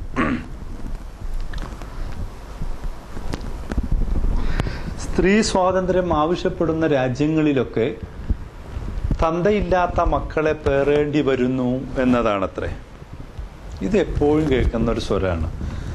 സ്ത്രീ സ്വാതന്ത്ര്യം വേണം അല്ലെങ്കിൽ എന്ന് പറയുമ്പോൾ സ്വാതന്ത്ര്യം കിട്ടിയ രാജ്യങ്ങളിലൊക്കെ, പ്രത്യേകിച്ച് ലിബറൽ സമൂഹങ്ങളിലൊക്കെ തന്ത എപ്പോഴാ പ്രശ്നമായി വരുന്നത്? നമുക്ക് എപ്പോഴാ തന്ത പ്രശ്നമായി വരിക? ഇപ്പൊ മുസ്ലിങ്ങളുടെ കൂട്ടത്തിൽ ഇപ്പൊ നമുക്കൊക്കെ അറിയാം, നമ്മുടെ ചില ഏരിയകളിലൊക്കെ എവിടുന്നോ ഒരാൾ വരും, മൈസൂർ കല്യാണം മറ്റേ കല്യാണമൊക്കെ വന്ന് ആദ്യം തന്നെ അഞ്ചത്തിന് കെട്ടിക്കും, പിന്നെ ഏട്ടത്തിന് ദൂരെ മൈസൂരോ മറ്റുള്ള ആളുകൾ വന്ന് കെട്ടിക്കഴിഞ്ഞ ഒരു കുട്ടി ഉണ്ടാകണതിന് പോനെ കാണാണ്ടാവും. പിന്നെ തന്ത പ്രശ്നമായപ്പോഴാ ഇതൊരു പെൺകുട്ടിയാണെങ്കിൽ കെട്ടിക്കേണ്ട നേരത്താണ്. കൈ കൊടുക്കാൻ ആര് വേണം? ഇത്രയും കാലം നോക്കിയ ഉമ്മാന്റെ വീട്ടുകാർക്കോ അല്ലെ അമ്മാവനോ അമ്മാന്റെ വാപ്പാക്കോ ഉമ്മാക്ക് തന്നെയോ അവകാശമല്ല. ആർക്കാ അവകാശമുള്ളൂ? ഈ കുട്ടിനെ കെട്ടിക്കാൻ അവകാശം ഈ ഇതുവരെ നോക്കാത്ത പിതാവിനോ പിതാവിന്റെ പിതാവിനോ അല്ലെങ്കിൽ പിതാവിന്റെ സഹോദരങ്ങൾക്കോ ഉള്ളൂ. അപ്പോൾ പിതാവ് എപ്പോഴാണ് പ്രശ്നമാകുന്നത്? ഇതുപോലെ സന്ദർഭങ്ങളിലാണ്. യൂറോപ്യൻ രാജ്യങ്ങളിൽ അതില്ല. മാത്രമല്ല, തന്തയില്ലാത്ത പേറേണ്ടി വരുന്നു എന്നൊക്കെ പറയുന്നത് ഈ ആക്ഷേപം എന്താണ്? സ്ത്രീയെ ഇടിച്ചു താത്താനാണല്ലോ സംസാരിക്കുന്നത്. തന്തല്ലാത്തവരെ അങ്ങ് പ്രസവിക്കൂ, തന്തല്ലാത്തവരെ പേറേണ്ടി വന്നിട്ട് അവിടെ യൂറോപ്പിലൊക്കെ ഈ കുട്ടികളെ കൊണ്ട് എന്താ പ്രതിമുട്ടിയത്? ഇപ്പൊ നമ്മുടെ നാട്ടിലും ഇങ്ങനെ കുറെ കുട്ടികളുണ്ടല്ലോ. നമ്മൾ ഇവിടത്തേക്കാൾ ഏറെ കുട്ടികൾ, അവിടുത്തെ കുട്ടികൾ സുരക്ഷിതരാണ്. സ്വന്തം പിതാവിൽ നിന്നോ മാതാവിൽ നിന്നോ തന്നെ തുറിച്ചു നോട്ടം പോലും അവിടെ തെറ്റായിട്ടാണ് കാണുന്നത്. കുട്ടികൾക്കും മനുഷ്യാവകാശങ്ങളുണ്ട്. അവർക്കും മനുഷ്യൻ എന്ന് പറയുമ്പോൾ ആ സ്ത്രീക്കും അവകാശമുണ്ട്, അതോടൊപ്പം കുട്ടികൾക്കുണ്ട്. ഇതുപോലുള്ള മറ്റേ ട്രാൻസ്ജെൻഡർ അതുപോലുള്ള വിഭാഗത്തിനും ഒക്കെ അവകാശങ്ങൾ ഉണ്ടെന്ന് ചിന്തിക്കുന്ന ലിബറൽ സമൂഹങ്ങളിൽ തന്തയില്ലായ്മ കൊണ്ടൊന്നും അവിടെ പ്രതിമുട്ടുന്നൊന്നുമില്ല. നമ്മളങ്ങനെ വെറുതെ ഒരു ആരോപണം മാത്രമാണ്. ഒരാണും പെണ്ണും ഇണ ചേർന്നാൽ കുട്ടികൾ പരസ്പരം ഉണ്ടാകണമെന്ന് തീരുമാനിച്ചാൽ ഉണ്ടാകണം. ആ കുട്ടികളുടെ ഉത്തരവാദിത്തം ആണിനും പെണ്ണിനും ഉണ്ട് ഒരേ അവകാശം. ഇത് കുട്ടികളുണ്ടായി കഴിഞ്ഞാൽ സംരക്ഷിക്കേണ്ട ഉത്തരവാദിത്തം ആർക്കാണ്? പിതാവ് എന്ന് പറഞ്ഞാൽ വലിയ ഇങ്ങോട്ട് ചേർത്താ പറയാം. ഇപ്പം എന്റെ പേര് പറയുമ്പോൾ അയ്യൂബ് ബിൻ മുഹമ്മദ് എന്നാ പറയാ. നമ്മളൊക്കെ വാപ്പയിലേക്ക് ചേർത്തിട്ടാ പറയാ. ഉമ്മയിലേക്ക് ചേർത്ത് ആരും പറയുന്നില്ലല്ലോ. വല്ല കുഞ്ഞത്തായിട്ടേ പറയേണ്ടി വരും. ഉമ്മു ഹബീബ് എന്നൊക്കെ പറയും പോലെ, അബൂബക്കർ എന്നൊക്കെ പറയും പോലെ വാപ്പയിലേക്ക് ചേർത്ത് പറയും, ഉമ്മയിലേക്ക് ചേർത്ത് കുഞ്ഞത്തായിട്ടേ പറയുള്ളൂ. യഥാർത്ഥത്തിൽ പേര് പറയാ അയ്യൂബ്, മുഹമ്മദിന്റെ മകൻ അയ്യൂബ്. മുഹമ്മദിനെ പറ്റി പറയുമ്പോൾ Muhammad bin Abdullahi bin Abdul Muttalib al Qasimi al Qurashi al Makki എന്നൊക്കെ പറയാം. അന്ന് എന്താ? അബ്ദുൽ മുത്തലിബിന്റെ മകൻ അബ്ദുള്ള, അബ്ദുള്ളയുടെ മകൻ മുഹമ്മദ്. ഉമ്മയിലേക്ക് ചേർത്ത് പറയാറില്ല. അത് നമ്മളുടെ പുരുഷ മേധാവിത്വം തന്നെയാണ് അവിടെയും ഉള്ളത്.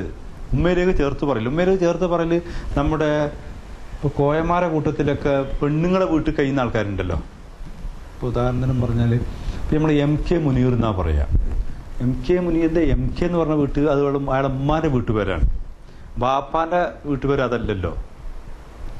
അത് നമ്മുടെ ഇതുപോലുള്ള സ്ഥലത്ത് ഉമ്മാന്റെ വീട്ടിൽ താമസിക്കുന്ന കുടുംബത്തിന് ഉമ്മയിലേക്ക് ചേർത്താ പറയാ. കാരണം ബാപ്പ ഏതോ നാട്ടുകാരനായിരിക്കും.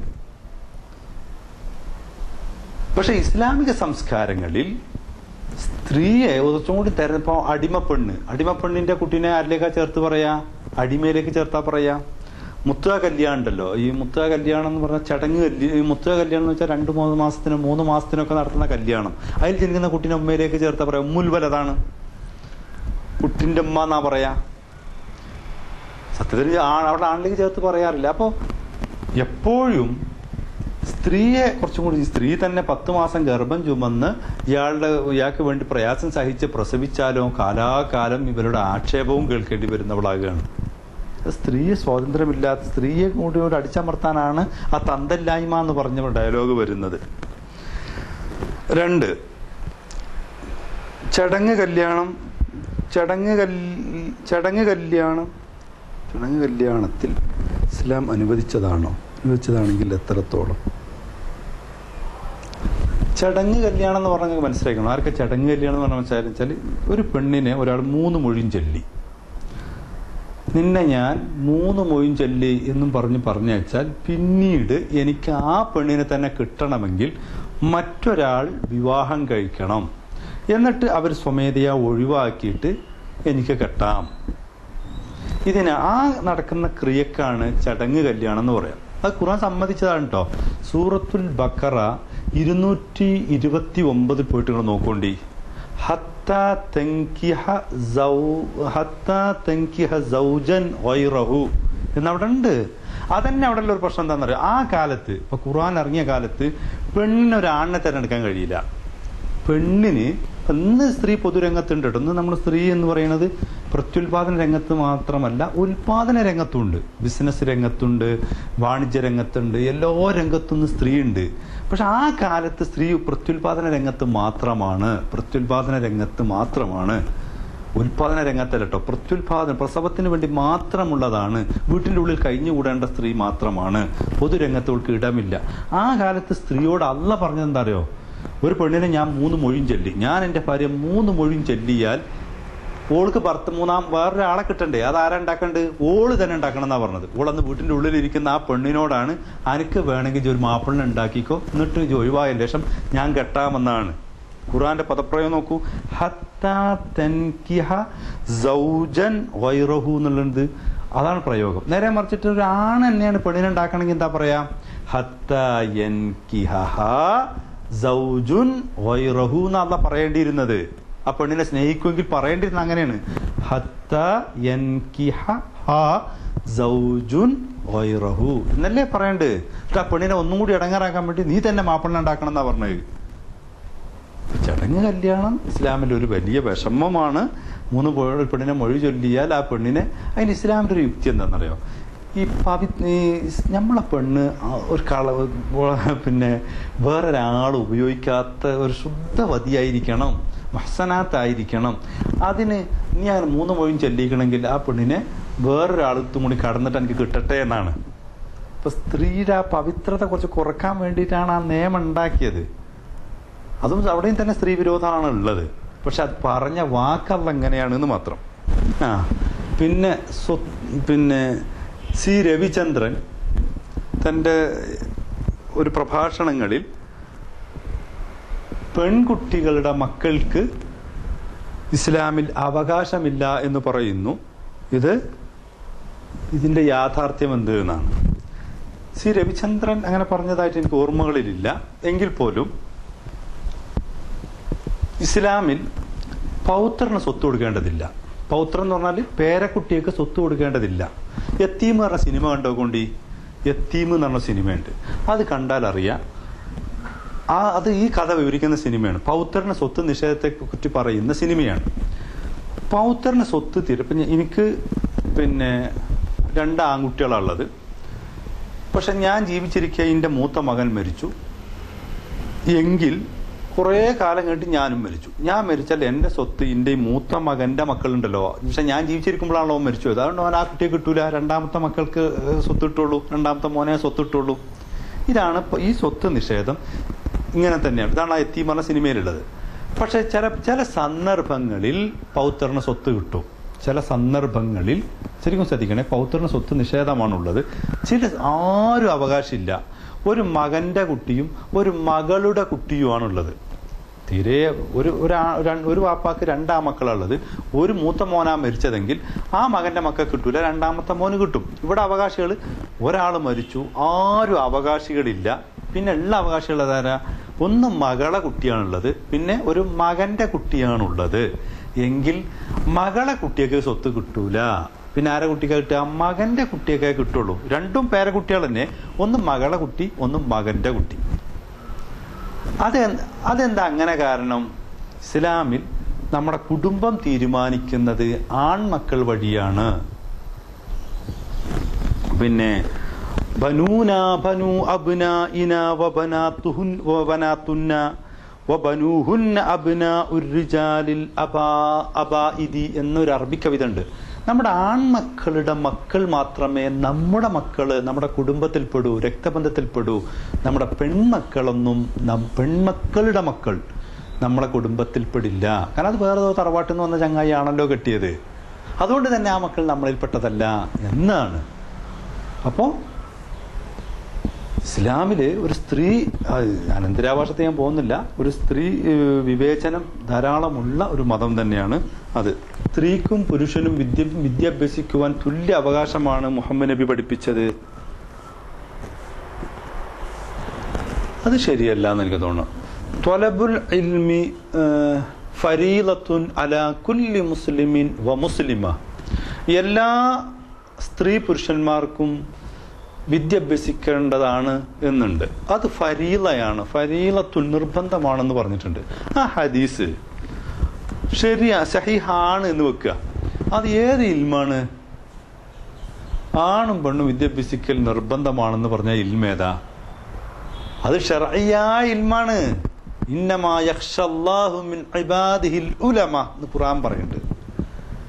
അള്ളാനെ പേടിക്കല് ഏറ്റവും അറിവുള്ളവരാണ്, ഉലമാക്കളാണ്. എന്റെ ഉലമാ എന്നുള്ള വാക്ക് സ്ത്രീകളിലേക്ക് ചേർത്ത് പറയാത്ത എന്താ? പണ്ഡിതമാര് സ്ത്രീകളുടെ കൂട്ടത്തിൽ പണ്ഡിതകളില്ലേ? അപ്പൊ ആ ഇമാമാകാനുള്ള യോഗ്യത ആർക്കേ ഉള്ളൂ? പുരുഷനേ ഉള്ളൂ. ഖലീഫയാകാനുള്ള യോഗ്യത ആർക്കേ ഉള്ളൂ? പുരുഷനേ ഉള്ളൂ. പള്ളിയിൽ ഇമാം ഖുതുബ ഓതാനുള്ള അവകാശം ആർക്കേ ഉള്ളൂ? സ്ത്രീക്കല്ല, പുരുഷന്. ബാങ്ക് വിളിക്കാൻ ആർക്കേ ഉള്ളൂ? അപ്പോൾ ഇസ്ലാമിലെ മെയിൻ കർമ്മങ്ങൾ നേതൃത്വം കൊടുക്കാൻ പുരുഷനേ അധികാരമുള്ളൂ. പിന്നെ സ്ത്രീക്ക് എവിടെയാ അവകാശമുള്ളത്? സ്ത്രീക്ക് അവകാശം പുരുഷന്റെ താഴെയാണ്. ഇപ്പൊ നമ്മള് ഫർളു കിഫ എന്ന് പറയുന്ന ഒരു കർമ്മ സംഭവമുണ്ട്. പുരുഷൻ ഇല്ലെങ്കിൽ സ്ത്രീ എന്നാണ്. ചില കർമ്മങ്ങളില് സാമൂഹ്യപരമായ ചില കാര്യങ്ങൾ പുരുഷൻ ഇല്ലെങ്കിൽ പിന്നെ സ്ത്രീ. പുരുഷൻ ഇല്ലാത്തൊരു ഘട്ടം വന്നാൽ സ്ത്രീ എന്ന് പറയുന്ന ഘട്ടമുണ്ട്. അപ്പൊ സ്ത്രീയുടെ വിദ്യാഭ്യാസം എന്നാൽ തന്നെ സ്ത്രീ ഒരു നല്ല പഠിച്ച് ഡോക്ടറാകുക, എഞ്ചിനീയർ ആകാന്നല്ല. മതപരമായ ഇൽമ് എന്ന് പറഞ്ഞാൽ തന്നെ ഡോക്ടറും എഞ്ചിനീയറൊന്നും അതിൽ പെടൂല. ഖുർആനും ഹദീസും പഠിക്കുക എന്നുള്ളതാണ്. അൽ ഇൽമി വൽ അമൽ എന്നാണ്. ഇൽമ് കൊണ്ട് അമൽ ചെയ്യുന്ന ഇൽമ് എന്നാണ്. അപ്പൊ ഏതാണ് ആ ഇൽമ്? ഹില്യത്തു ത്വാലിബീൻ. ഒരു വിദ്യാർത്ഥിയുടെ ആഭരണം എന്ന് പറയുന്നത് അമലാണ്. പഠിച്ച ഇൽമുണ്ട് അമൽ ചെയ്യലാണ്. ആ ഇൽമേതാ? ദീനിയായ ഇൽമാണ്, മതപരമായ ജ്ഞാനമാണ്, ഭൗതിക ജ്ഞാനമല്ല. 1854 സ്ത്രീ വിദ്യാഭ്യാസ നിയമം ഇന്ത്യയിൽ വരുന്നത്. എന്നിട്ട് എത്ര കാലം കഴിഞ്ഞിട്ടാ മുസ്ലിങ്ങൾ വിദ്യാഭ്യാസ രംഗത്തേക്ക് പോയത്? എത്രയോ കാലം കഴിഞ്ഞിട്ടാണ് മുസ്ലിം സ്ത്രീ മദ്രസിൽ തന്നെ അന്ന് പോകില്ല. 5ാം ക്ലാസ് കഴിഞ്ഞ് നിർത്തല. ഓത്തുപള്ളി പോയിട്ട് കുറച്ചു കാലം കഴിഞ്ഞിട്ട് നിർത്തലായിരുന്നു. സ്ത്രീ പൊതുരംഗത്തേക്കൊന്നും വന്നിട്ടില്ല. നമ്മളങ്ങ് പറയാ സ്ത്രീ പുരുഷന്റെ വസ്ത്രമാകുന്നു, പുരുഷൻ സ്ത്രീയുടെയും വസ്ത്രമാകുന്നു എന്ന് ഖുർആനിലില്ലേ? പരസ്പര ബാധ്യതകളും കടമകളും പരസ്പരം അങ്ങും ഇങ്ങും തുല്യമാണ്. അതൊന്നല്ല. ഹുന്ന ലിബാസുൻ വാൻതു ലിബാസുൽ ലഹുൻ ഖുർആനിലുണ്ട്. നീ സ്ത്രീ പുരുഷന് വസ്ത്രം പോലെയാണ്, അവിടുന്ന് ഇങ്ങോട്ടും വസ്ത്രം പോലെ. എന്താ ഈ വസ്ത്രം എന്ന് പറഞ്ഞാൽ? ആണിന് പെണ്ണ് വസ്ത്ര എന്ന് പറയണത് ഞാൻ എന്റെ വസ്ത്രം മുഷിഞ്ഞാൽ എടുത്ത് മാറ്റി വെക്കും, കീറിയാൽ ഒഴിവാക്കും. സ്ത്രീയെ പറ്റൂലെങ്കിൽ ത്വലാക്ക് ചെല്ലും. സ്ത്രീക്ക് ഇങ്ങോട്ട് എങ്ങനെയാണ് അത് വസ്ത്രമാകുക? സ്ത്രീയെ പുരുഷന് വേണ്ടാന്ന് വെച്ച്, പിന്നെ ഒരു സ്ത്രീക്ക് പുരുഷനെ വേണ്ടാന്ന് തോന്നും, പെട്ടെന്ന് ഒഴിവാക്കാൻ പറ്റുമോ? ആ കീറിയ തന്നെ ഇട്ടുകൊണ്ട് കിടക്കണ്ടേ? പെട്ടെന്ന് ഒഴിവാക്കാൻ പറ്റുമോ? ആ ചളിയായി തന്നെ ഇട്ടുകൊണ്ട് കിടക്കണ്ടേ? അപ്പൊ അങ്ങോട്ട് വസ്ത്രം എന്ന് പറഞ്ഞാൽ ഇത് ഒരു നിമിഷം കൊണ്ട് മാറ്റി വേറെ ഡ്രസ്സ് ഇടാൻ പറ്റും. അവിടുന്ന് ഇങ്ങോട്ടത് അത്ര എളുപ്പമല്ല. പിന്നെ വആശിറുഹുന്ന ബിൽ മഅറൂഫ്, നിങ്ങൾക്ക് കടപ്പാടും ബാധ്യതയും പരസ്പരം തുല്യമാണ് എന്ന അങ്ങനെ ആയത്തിന് അർത്ഥം ഇല്ല. ഞാൻ അങ്ങനെ വെച്ചാൽ തന്നെ എന്താ ഈ മഅറൂഫ്? അംറും ബിൽ മഅറൂഫ് വനഹ്യുൻ അനിൽ മുൻകർ എന്നുണ്ട്. അവിടെ ഉണ്ട് മഅറൂഫ്. ഈ നന്മ എന്ന് പറയുന്ന സാധനം ഉണ്ടല്ലോ, അത് ഇസ്ലാം മതം പറഞ്ഞ നന്മയാണ്. ലോകത്ത് ഞാൻ ആലോചിച്ചുണ്ടാക്കിയ നന്മയല്ലല്ലോ മാറൂഫ്. അള്ളാഹു പുരുഷനോട് സ്ത്രീയോട് കാണിക്കേണ്ട കുറെ നിയമങ്ങൾ പറഞ്ഞിട്ടുണ്ട്. മുഹമ്മദ് നബി കുറെ നിയമങ്ങൾ പറഞ്ഞു തന്നിട്ടുണ്ട്. അത് ചെയ്യുക. സ്ത്രീയോട് ഇങ്ങോട്ട് പുരുഷനെ അനുസരിക്കാനും പുരുഷന് വഴങ്ങി നിൽക്കാനും പുരുഷന്റെ നിയരായി നിൽക്കാനും വേണ്ടിയിട്ട് സ്ത്രീയോടും കുറെ നിയമം പറഞ്ഞിട്ടുണ്ട്. അതനുസരിച്ച് അവളും ജീവിക്കാന്നാണ്. സ്ത്രീക്ക് സ്വന്തമായിട്ടും അവൾ ഭാവനയിലോ അല്ലെങ്കിൽ പൊതുസമൂഹത്തിൽ നിന്നോ ആർജിക്കുന്ന അറിവ് വെച്ചിട്ട് പുരുഷനോട് പെരുമാറാൻ പറ്റൂല. എന്നാലൊക്കെ ഈ പറഞ്ഞ ആയത്തിന് സ്ത്രീയുടെ വ്യക്തിത്വം ഉൾക്കൊണ്ടുകൊണ്ട് അവളുടെ തീരുമാനം, അവൾ എടുക്കുന്ന തീരുമാനങ്ങൾക്ക് വിലയുണ്ട്, അവകാശമുണ്ട്, അധികാരമുണ്ട്, എല്ലാമുണ്ട്. അതുകൊണ്ട് പുരുഷനെ ഇങ്ങോട്ട് ഉപദേശിക്കേണ്ടി വരും, പുരുഷനോട് ഇങ്ങോട്ട് ശാസിക്കേണ്ടി വരും, പുരുഷൻ ഇങ്ങോട്ട് ചിലപ്പോൾ ചെലവിന് കൊടുക്കേണ്ടി വരും. അങ്ങനെ ഇതൊന്നും ഇല്ലല്ലോ. ഇവിടെ അങ്ങോട്ടല്ലേ എല്ലാം ഉള്ളൂ. സംസ്കാരം എന്ന വാക്ക് ഖുർആൻ പരാമർശിച്ചിട്ടുണ്ടോ? നമ്മളെ വിഷയത്തില് സംസ്കാരവും സ്ത്രീകളും, ഈ സ്ത്രീകളെ കുറിച്ച് പറയുന്നിടത്ത് എന്ന് പറയുന്നത് അസ്ക, സക്കിയ, തസ്കിയ, തത്വഹീർ, ശുദ്ധീകരണം എന്നൊക്കെ ഈ സൂറത്തുൻ നൂർ, സൂറത്തുൽ അഹ്സാബ് ഒക്കെ പരാമർശിച്ചിട്ടുണ്ട്. അവിടെയൊക്കെ ഖുർആനിൽ തന്നെ പരാമർശമുണ്ട്. പക്ഷെ നമ്മൾ ആ പറയുന്ന സംസ്കാരം മതപരമായ സംസ്കാരം എന്ന് പറഞ്ഞ് കെട്ടി നിൽക്കുന്ന വെള്ളം പോലെയാണ്. ഭൗതികപരമായി നമ്മൾ പറയുന്ന സംസ്കാരമോ ആ വാക്ക് രണ്ടും ഒന്നാണെങ്കിലും ആ സംസ്കാരം ഒഴുകുന്ന നദി പോലെയാണ്. അതിങ്ങനെ നവീകരിച്ചുകൊണ്ടേയിരിക്കും.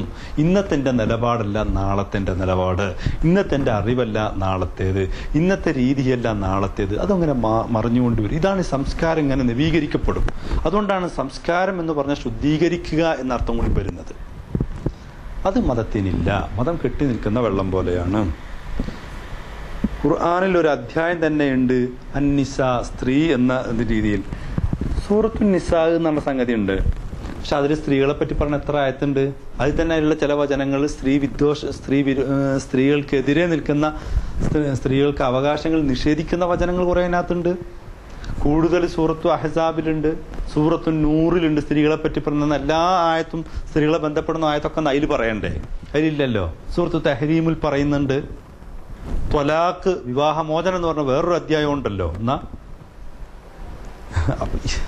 അല്ല, ഞാൻ ചോദിക്കുന്നത് എന്തിനാണ് സ്ത്രീകൾക്ക് ഇസ്ലാം കൊടുത്ത സ്വാതന്ത്ര്യമേ ഉള്ളൂ. ഇന്ന് ഭൗതിക ലോകത്ത് ഇന്ന് മനുഷ്യന്റെ ധാർമ്മിക ബോധവും സദാചാര ബോധങ്ങൾക്ക് ഉയർന്ന് സ്ത്രീയും പുരുഷനും തുല്യ പങ്കാളിത്തം വരണമെന്ന് പറഞ്ഞപ്പോൾ ചില ഫെമിനിസ്റ്റുകൾ, അത് ആദ്യം ഈജിപ്തിലാണ് അത് വന്നത്, ചില ഫെമിനിസ്റ്റുകൾ സ്ത്രീയും ഫെമിനിസവും എന്ന രീതിയിൽ കുറെ പുസ്തകങ്ങൾ വന്നു, കുറെ ചിന്തകൾ വന്നു. ഇപ്പോൾ ഇവിടെ നമ്മൾ ജമാഅത്തെ ഇസ്ലാമിയിലെ ചില സ്ത്രീകളും ചില ആളുകളൊക്കെ പറയുന്നത് അവരുടെ പുസ്തകത്തിന് കടമെടുത്തുകൊണ്ടാണ്. അവരുടെ വാദങ്ങളാണ് ഈ പറയുന്നത്. ഇസ്ലാം സ്ത്രീക്ക് കൊടുത്തൊരു സ്ഥാനമുണ്ട്. ഇസ്ലാമിൽ ഫെമിനിസം ഉണ്ടെങ്കിൽ ഇസ്ലാമിൽ പിന്നെ പരിണാമമുണ്ടോ? ഇസ്ലാമും പരിണാമവും അങ്ങനെയും പുസ്തകങ്ങൾ ഉണ്ടല്ലോ. അതിന്റെ അർത്ഥം എന്താ? സൃഷ്ടിവാദം പൊളിഞ്ഞു പോയില്ലേ? ഇങ്ങനെ കുറെ സംഗതികളുണ്ട്. അതൊക്കെ ഭൗതികവാദികളുടെ ആശയങ്ങളെ ഇസ്ലാമിലേക്ക് കുത്തിക്കയറ്റി എന്നിട്ട് ഖുർആൻ ആയത്ത് അവിടെയും ഇവിടെയും ഓതിയിട്ട് പറയുമ്പോൾ അത് ഇസ്ലാമിന്റെ ആശയമാണെന്ന് തോന്നുകയാണ്. അല്ലാതെ അതിനകത്തൊന്നും ഇല്ല. ഏതായാലും ചോദ്യങ്ങൾ കഴിഞ്ഞു, ഇനി ചോദിക്കരുത്, സമയം വൈകിപ്പോയി. പിന്നെ എനിക്ക് ഒന്നേ അഭ്യർത്ഥിക്കാനുള്ളൂ, നമുക്ക് കാര്യങ്ങൾ മനസ്സിലാക്കാനും പഠിക്കുവാനും ഒരു അവസരമുണ്ടാവണം. ചിന്തിക്കുക, അന്വേഷിക്കുക എന്നത്. ഞാനും പഠിക്കുന്ന ഒരാളാണ്. എനിക്കൊരു ഇങ്ങനെ ഇത് പിന്നെ പെട്ടെന്നുണ്ടായൊരു വിഷയമാണ്. വിഷയം തരുമ്പോൾ ഞാനും അന്വേഷിക്കും. അധികവും ഞാൻ ഇങ്ങനെ മുസ്ലിം പണ്ഡിതന്മാർ അതിനെക്കുറിച്ച് എന്താ പറഞ്ഞത് എന്ന് ഞാൻ നോക്കാറുണ്ട്. അങ്ങനെ നമ്മൾ അന്വേഷിക്കുകയും പഠിക്കുകയും ചെയ്യുന്നു. തെറ്റ് കണ്ടാൽ തിരുത്താൻ സന്നദ്ധമാണ്. ഇപ്പം ഞാനീ പറഞ്ഞതിൽ ഒരു തെറ്റുകൾ എനിക്ക് ചൂണ്ടിക്കാണിച്ചെന്ന് ഞാൻ തിരുത്തും, ഉറപ്പായിട്ടും തിരുത്തും. തിരുത്തിയും അന്വേഷിച്ചൊക്കെയല്ലേ നമ്മൾ പോവുക. അതിനൊരു വേദിയാവട്ടെ നമ്മുടെ എല്ലാ ക്ലാസ്സുകളും എന്ന് മാത്രം പറഞ്ഞുകൊണ്ട് എൻ്റെ വാക്കുകൾ ഉപസംഹരിക്കുന്നു.